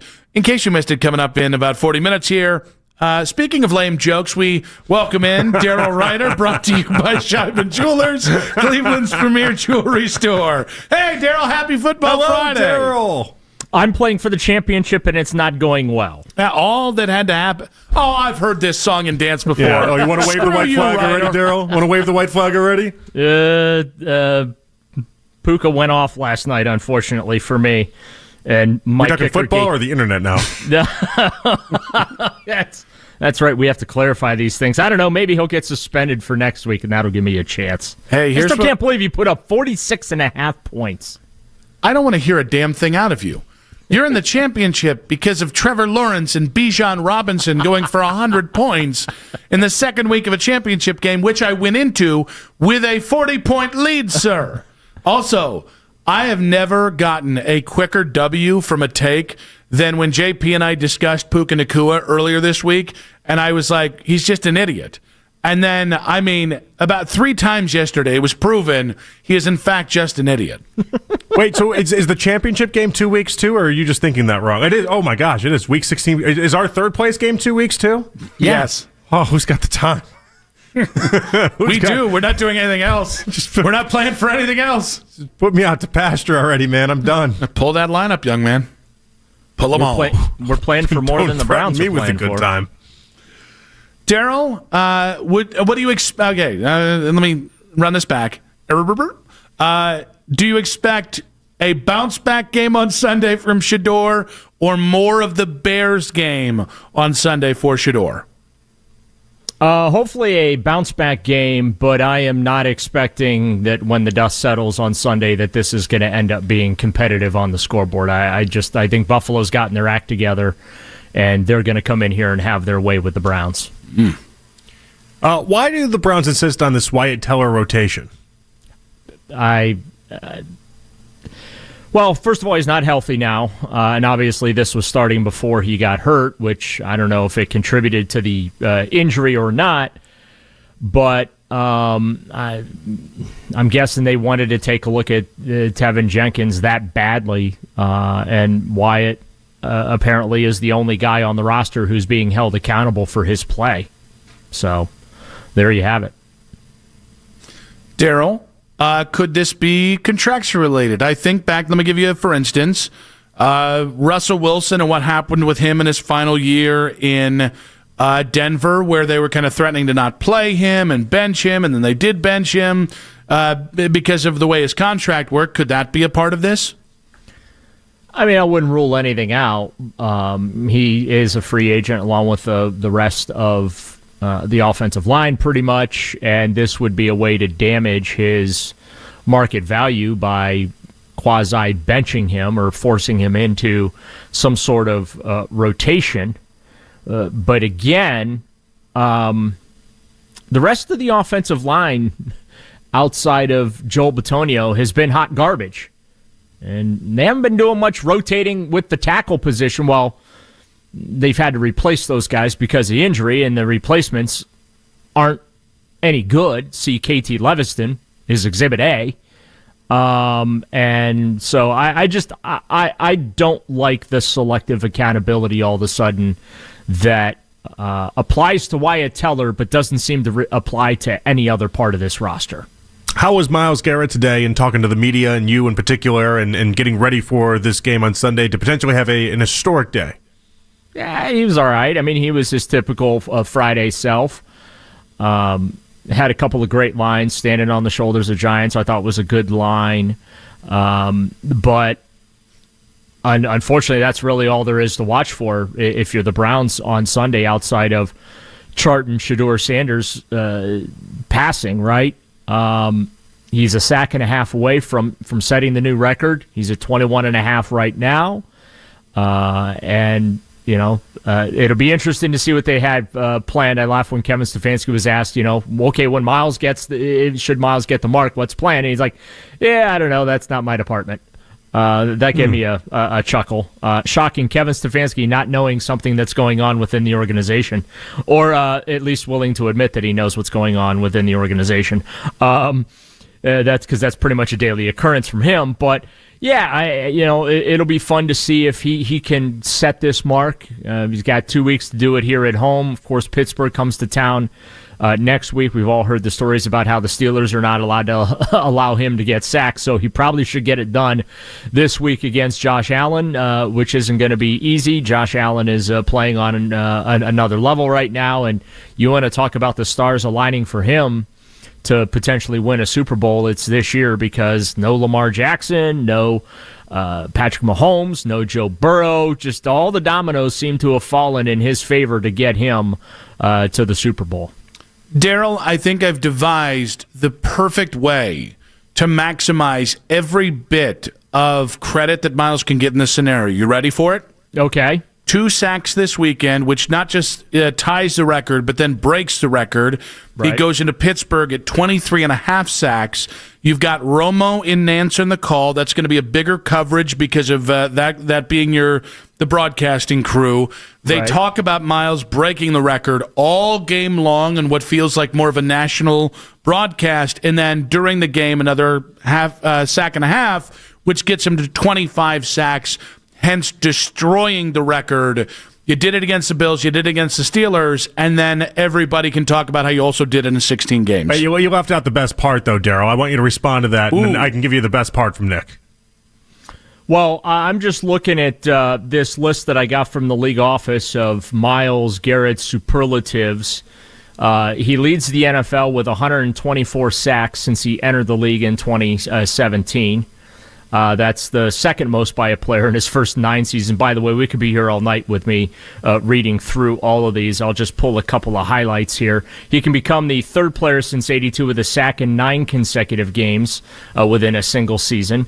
And he's got 78 career games with a sack, and a sack on Sunday would tie Hall of Famers DeMarcus Ware and Reggie White for the most games with a sack by a player in his first 9 seasons. Look, he's one of a kind, and it just goes on and on. I mean, they got like 20 lines dedicated to Myles Garrett here, as far as he could be the first to do this, the second to do this, the third or the fourth to do this. I mean, it's just astonishing what we've been able to watch, and it's also unfortunate that the Browns are as terrible as they are, that it almost it's flying under the radar, the type of season he's had, and also the career that he's putting together. All right, now Nick, give him your big. You said Stefanski didn't have a surprise ready or any sort of celebration ready.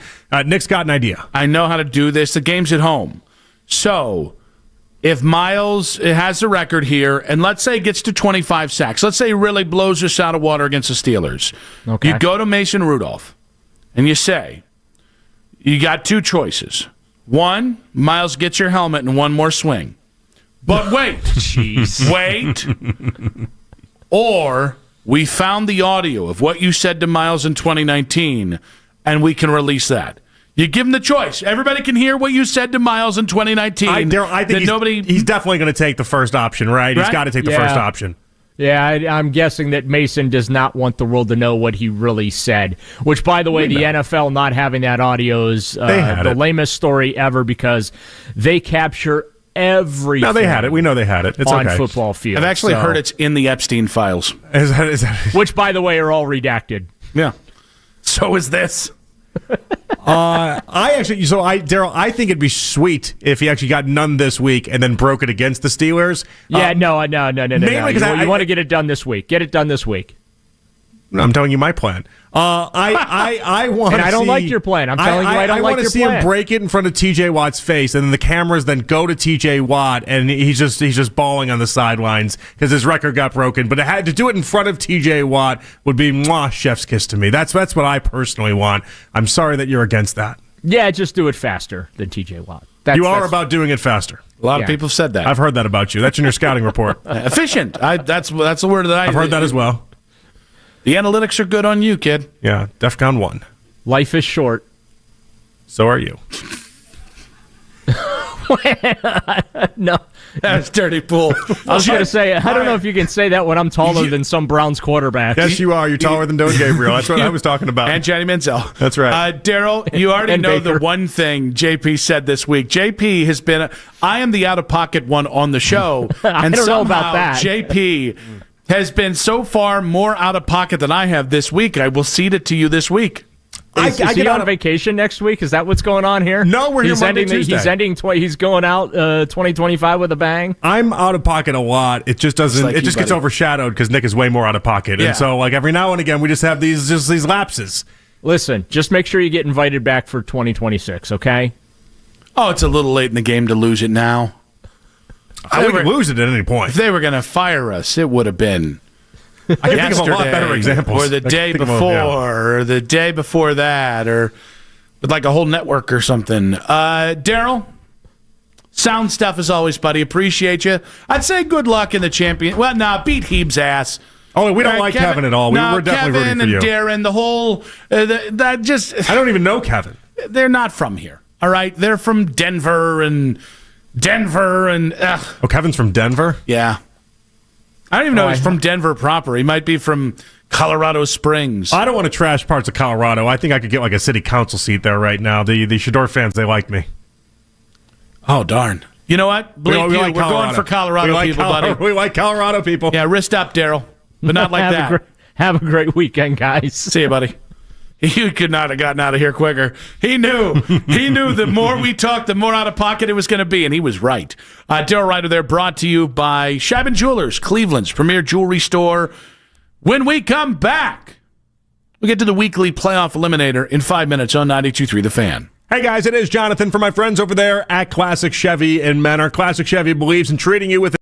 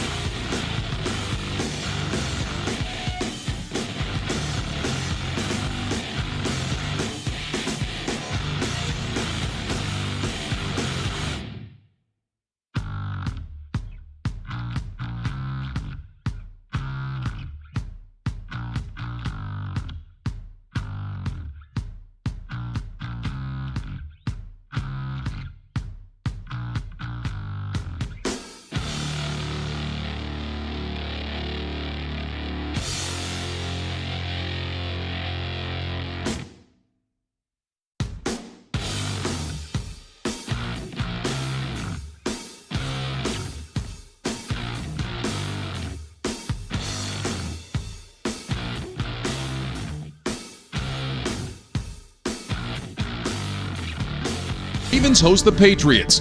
Drake May and New England are 11-3 and playoff bound, but coming off a loss to the Bills. Now they face Lamar Jackson, Derrick Henry, and a Ravens team needing wins to keep their playoff hopes alive. Don't miss any of the action. It's the Patriots at the Ravens on Sunday Night Football. The radio home of the NFL in Cleveland. We are Sports Radio 92.3 The Fan.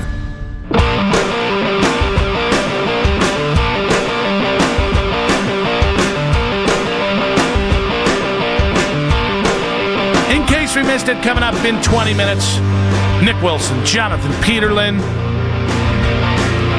My week of Christmasing begins this weekend. Very good. Yeah. What do you mean your week of Christmasing? Well, because of family dynamics, we've got Vanessa's side coming over on Sunday.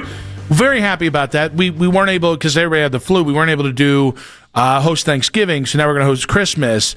So that'll be fun to see all my nieces and nephews. And then, let's see, there's Thursday. We're going to be doing Christmas at our house. Okay. And then, we do have to go over to my mama's the night before. And I'm sure there's going to be I think there's another thing that we're doing sometime next week for my sister and her family. Okay, I wasn't sure if you were just going towards my family direction and just becoming Jewish. Thought about it. Can I tell you really quickly? So, obviously, I'm Catholic, but I married Elise. She's Jewish, and so we've always done the idea that everything that is Christmas related falls on my plate, and everything that is Jewish related falls on her plate, right? Mm-hmm. And so that kind of is what it is. And so as we were dating, and then we got married and everything, like for Hanukkah, we wouldn't do all 8 days with the idea that I would have to give her presents for all 8 days. That's insanity. That's not how that works, right? And it stops working unless you're a child. Mm-hmm. But now my child is turning 3 in a couple months, and she's at the age. Yeah, she's at the age where because you got two no, kiddos. I don't. We don't have to do that for the little one. Oh, that's disrespectful. She's not even. She's like 3 months old. She would like 8 presents. No, she doesn't get that. She can't even say. She can't even say hi to me yet. She doesn't. So you need a hi. You need pleasantries. She's smiling now. That's nice. Elise has a great picture that she put up that I saw of her on Tummy Time. Oh yeah. She's like a Tummy Time Hall of Fame. We're loving that. Yeah, That's awesome. She's very good at that.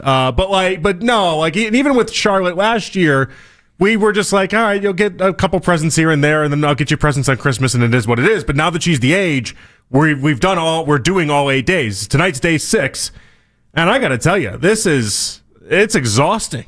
Yeah. I mean, it's every night is a big present, and she's gotten in such a rhythm now where she's like we'll light the menorah, and then she'd be like, where's my present, basically. Smart.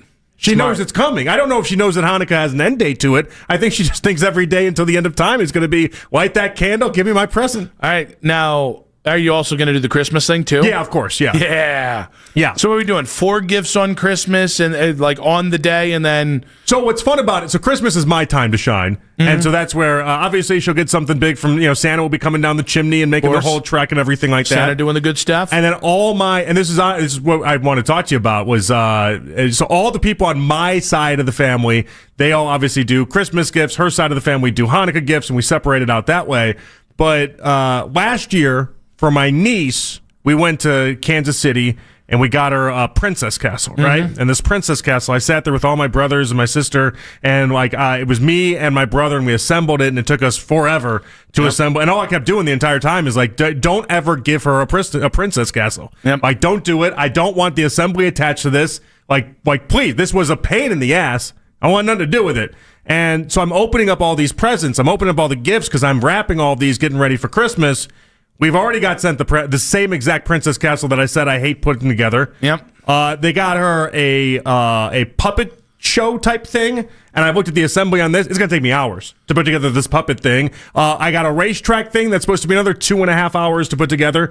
And I didn't realize the 24th is supposed to be you just putting everything together so it's ready on the 25th. Mm-hmm. And I think my family just put together as many things as possible that I would have to assemble just to piss me off. You think this is an inside job? It's 100% an inside job. They got nothing that was easy. If it helps, it's a funny bit. It's not even like we got you a princess castle adjacent to the one that you complained about putting together a year ago. It's the same princess castle. So my sister played this all wrong because I had kids first.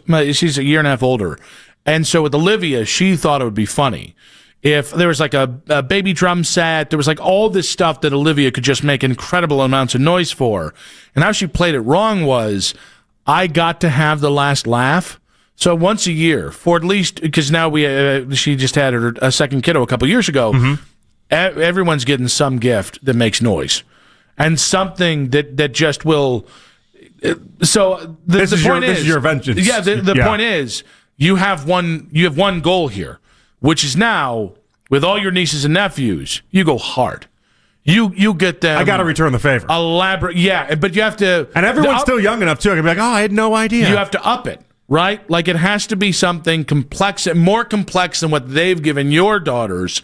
So they really, it's like a 18-hour project for them to put it together. I'm gonna do it. That's what next year is. Yes. Next year is the return volley because and I was talking to my mom about this a couple weeks ago about just even the Princess Castle showing up, and I'm like, I'll do this one, but I'm not happy about it. And nothing else better come, and then everything else just came. Can I give you an idea? TaskRabbit.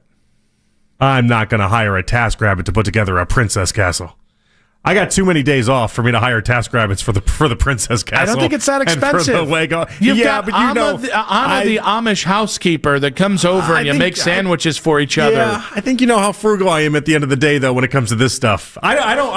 We get someone to clean the house every couple of weeks with the Amish housekeeper because Elise doesn't want to clean the house. I don't want to clean the house. That just is what it is. I hate putting together stuff, but I'll do it. For $50. $50 to put all the toys together. You saying you wouldn't do it? These are hours with an S attached to this. This isn't TaskRabbit is not like a $50 thing. For like a handyman, these things would be like 10-minute projects. You think so? You think you think I just don't have it? Do you know how I know? Is that I've now finally put together enough furniture that when Vanessa buys these convoluted pieces of crap from.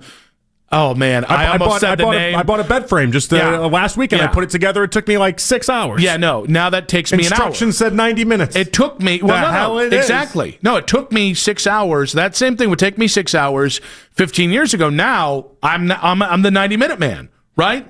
So congratulations on all of your success. You're welcome. A lot of cardio. Got to do it.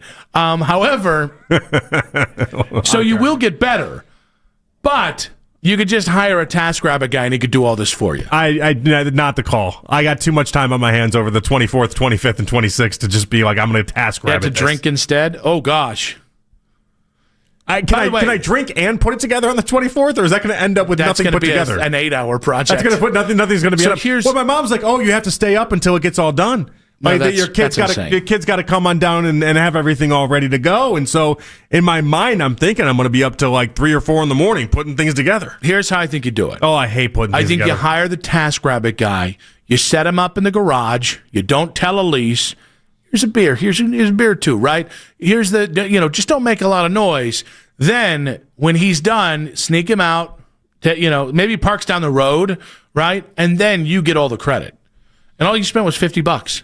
And you got to drink all day. Yeah, she'll know. I hired outside sources. How? Because I didn't sit there for 8 hours putting together a Princess Castle. That's how she'll know. I don't. Maybe I missed this.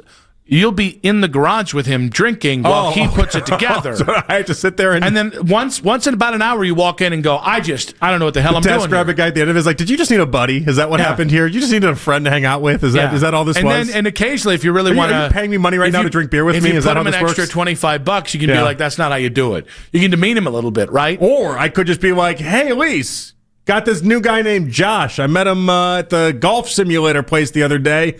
Gonna come by and hang out for a little bit. We're gonna go hit some golf balls in the garage, and then we just put it all together. But really, Josh is the TaskRabbit guy. I don't like this one as much. Yeah, I got a little secretive, didn't it? Well, yeah, it's a little too. There's almost too much honesty. How many hours have you spent putting together things on like Christmas Eve though? Isn't this you're not supposed to do it all in one shot? My life. I've spent 15 years. Aren't you up against the gun? Don't you have to like get it all ready by the time the 25th happens? But I couldn't afford TaskRabbit 6 years ago. You can now. But they have to be in bed too because they obviously can't see you just like, making their presence. The whole thing is a mess. Well, no, that's why you lock the door. I'm so pissed at my family. Yeah. Now, again, I'm so pissed at them. You need to. Here's the thing. You've got a long run. You're like Santa. You're preparing for 2026 already, right? You've got the longest runway to very stealthily really, really figure out some toys that are going to really upset your siblings. It's not too late. I got like 6 days. If you've got any suggestions out there, I'd love to send something that takes like 12 hours to make. Don't do it after this nonsense. No, let them think they've won. All right? They have. Lie and wait. No. They have won. For now. No. They've won a battle. Yeah. You're about to win the war. Pyrrhic victory, right? Yeah. We're going for the war, not the battle. And not just that. You're going for, hey, they chucked 3 grenades in my lawn. I just dropped an atomic bomb on their front lawn. Yeah. All right? Like, if it costs you half of your savings, you should do it just for the point. And then I'm going to find out that they hired a TaskRabbit guy and got drunk in the garage and had a great time. Well, if they talk to me, that's what I'm going to suggest, but not now, Mac. I was going to say, for retaliation, get them like one of those very intricate Lego sets. Because they can build it the night before. The kids will want to do it, and they'll make the parents do it with them. And it's going to be one of those very intricate, tiny pieces and everything like that, too. So that they have to follow along with all of the instructions. Ooh, that's a good one. All one my they have family, to build. They all love Lego. Wait, no. It's not going to work. But one they have to build with a kid, that's double jeopardy. They already do this as like a hobby. Everyone in my family loves Lego. I'm the only one that doesn't love Lego the way they love Lego. I guarantee you they're not doing the Big Ben, the 50 billion piece ones. They do the 50 billion pieces. Well, I'm telling you, they do. They do this already. But the kid's going to lead it. That's the difference in there, is that the kid's the wild card. You got to give it to the kid. That's the way you do it. You give it to the kid, and the kid goes, all right, I want your help, but I'm going to be in charge. All right, new thing. I get him the Legos. I send it to my house first. I take 7 pieces out. That's funny. Yeah, but the most pivotal pieces. And then we wrap it. Yeah, then we wrap it back up, and then we send it off to their house. No, that's where where you have the present that you build up, but you take out 1 or 2 screws. All right, I want to get diabolical with this. Absolutely, okay. You have to. This one's over the line, and I'm leading that in. I'm leading with that. They cross me in a way that cannot be redeemed. So I think you got some sisters-in-law, right? Yes, I do. Okay. You get some lingerie. You send her the gift and say, but wait. Where are we going with this? Wait. Where are we going? You send the note.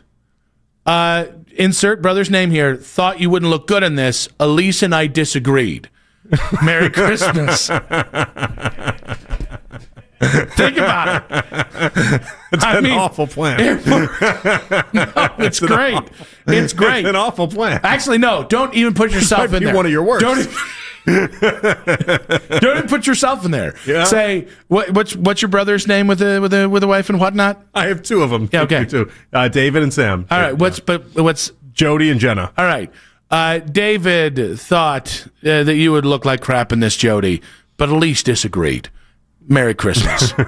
So your name's not even in it. Oh yeah. You weren't thinking about it. Yeah, you're a man. You're a Catholic man. Yeah. All right. You're thinking about the sweet Lord.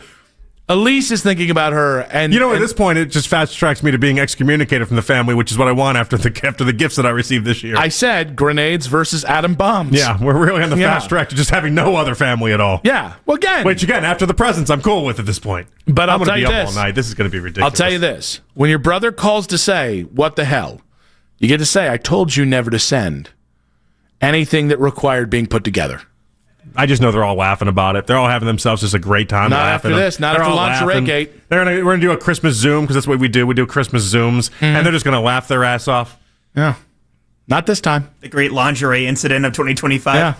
Now, once they start talking to each other and they realize you did this to everyone, that's a problem. Also, is your sister with somebody? No, not at the moment. Darn. I was thinking you could send him a text like, I don't know how to tell you this, but my sister's stepping out on you. Do you want to play for keeps? I don't want to play for these keeps. These keeps are too much. You'd laugh about it in 10 years. I'm sure we would. I'm sure we wouldn't. I'm sure we wouldn't. You got to see the end game, Chip. There is no end game here. There's no end game. There's an end. Yeah, there is. That's yeah, the there's one an that end. you're looking for. There's an end. I'd laugh. I'd get a laugh out of this. I think you would too eventually. I'm just gonna send them like glitter bombs or something. I don't know. Not lingerie. I don't know. I think you got to go feces bomb. Yeah, whatever. We'll find out. Yeah. Glitter's kind of annoying. Feces, that sticks with you. In case you missed it. In 5 minutes on 92.3 The Fan.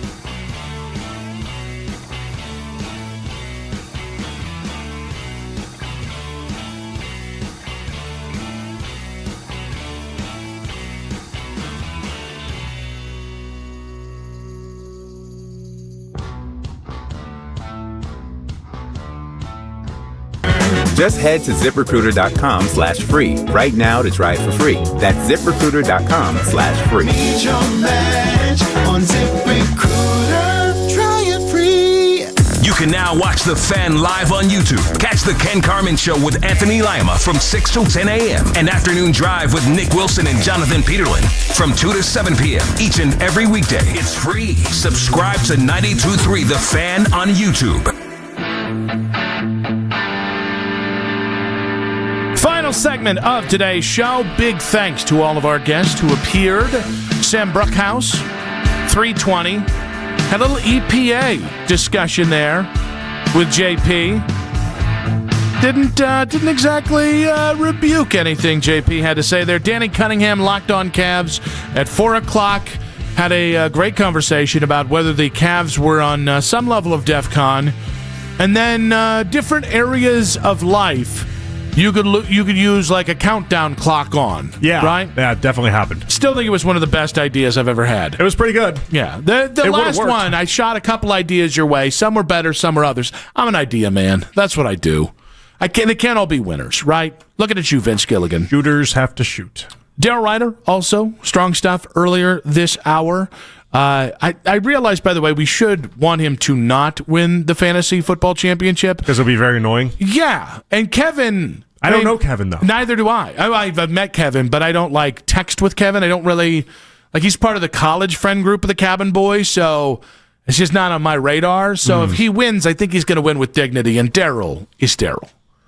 And Daryl will take it for... He doesn't lose with dignity. He doesn't win with dignity. Daryl will take it for the next, million years, too. He's also going to do, a weird social media post, too, about it that nobody cares about. Yeah, I already did. Yeah. He's done 12 of them. He does, updates on this. And kind of found a way to... He beat me in the first round of the playoffs, but then somehow turned it into taking a stab at Mac, and I was like, well, that's unfair. But funny. Very funny.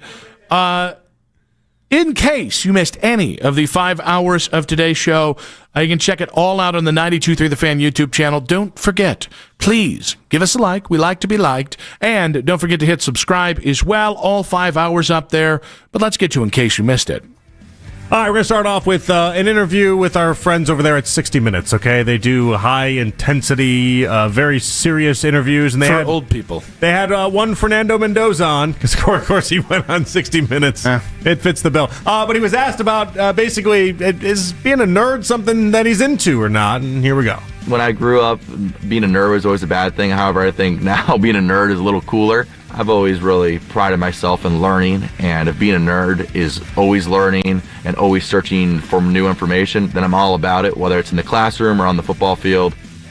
Now, there's something just very funny to me, the idea that 60 Minutes of all people and all things was like, we're going to ask you about being a nerd. When 60 Minutes is asking you about being a nerd, there's no dodging those charges. It's like Jeopardy. It's like Ken Jennings being like, so what's it like to, be unpopular with people? Yeah, there's hierarchies to all of this, and when they're asking you this, you got a real problem. Do you think he landed the plane on his explanation of what he thinks being a nerd is and his comfortability with that? It's not a bad way to kind of spin it, I guess.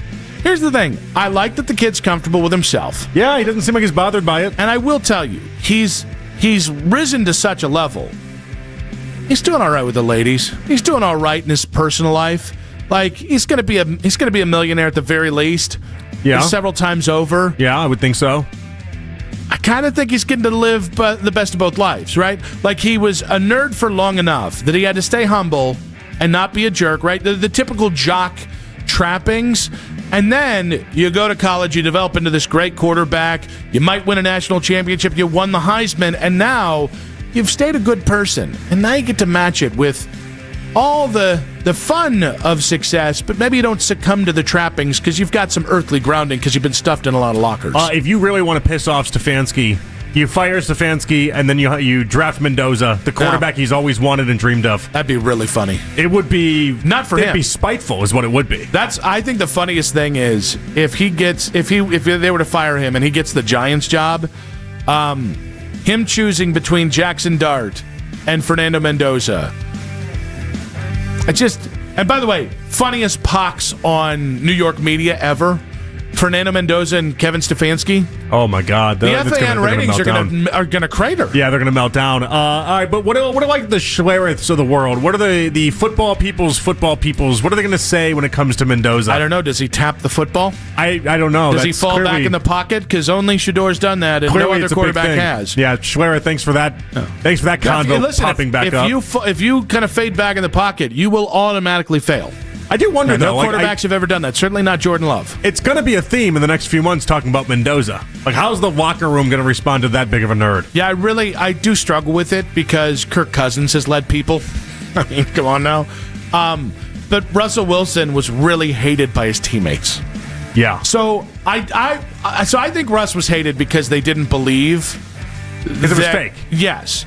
If Mendoza seems real, and that seems real, and that might be the difference. But like Kirk Cousins was Flanders for a reason, but he was real. I was just thinking about like if you're 4-7, and he comes through all flandered up, right, and just like, all right, guys, another beautiful day in the neighborhood. I imagine someone's going to swing on him.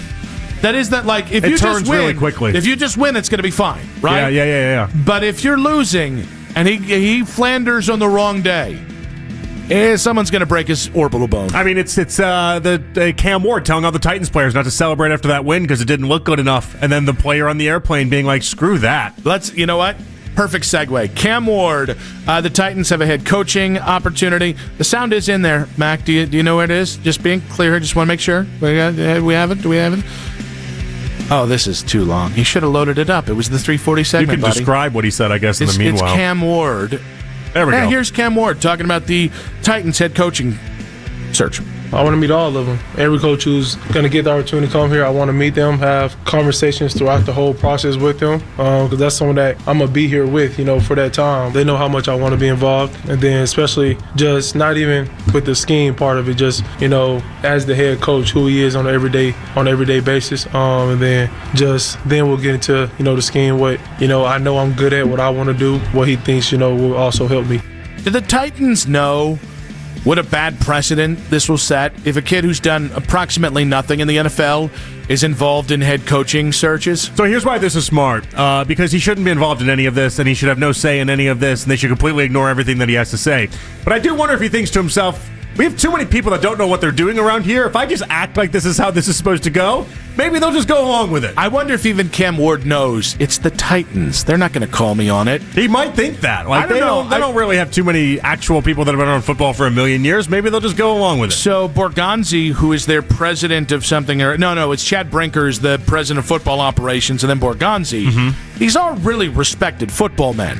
The problem is if Amy Adams Strunk and the Adams sisters hear this, they might just go, hey, Borgonzi, hey, Brinker, let's let the kid in on this because, they're old and making some bad decisions. I was going to say dumb, but that wouldn't be nice. What would Cam Ward's reaction be when they're just like, yeah, so that's not going to happen? Cool. I'll go back to my locker. Like, all right, that's what I expected the whole entire time. I don't know. Real quick, today is the 4-year anniversary. My buddy, my cabin guy, Jason Carruthers, passing away. He was 33 years old. I had to say goodbye to him on the phone, and that stinks. But 4 years gives you a long time to think. I miss his bad Trump impression. I miss him well-actioning anybody who gets a historical data wrong. He was the biggest Guardians, Cavs, and Browns fan on the planet. Could have used him for that Lincoln moment earlier in the week. Man, he would have been all over that. I would never have lived it down. That is one of my absolute dearest people on the planet. The Cabin Boys have not been the same. To the Carruthers family, we love you guys, and we miss you, Jason. Now, that being said, good job out of Mac Robinson. On the board, yes. I couldn't pay tribute to my dead friend and then be a D to Mac. It would have been like we're trying to go both ways here. Also, big thanks to Jake Murrin on the 92.3 The Fan YouTube channel. And, of course, producing today, Michael Markoch. What did I say? The great Ginger... No. Ooh. The Ginger Saint of Cleveland sports. There it is. Solid stuff in the 2020s today. It's a nice young man. Very nice young man. Nice man. JP? Good stuff, buddy. Had fun. I'll talk to you on Monday, and I'll talk to everybody else on Sunday with Coach Riz at 10. I don't care what the world says. Let's get a win, Browns. Let's get 300 there, Shador. Let's shock the world for the 4th win of the season. See you guys on Monday. Keep it spicy.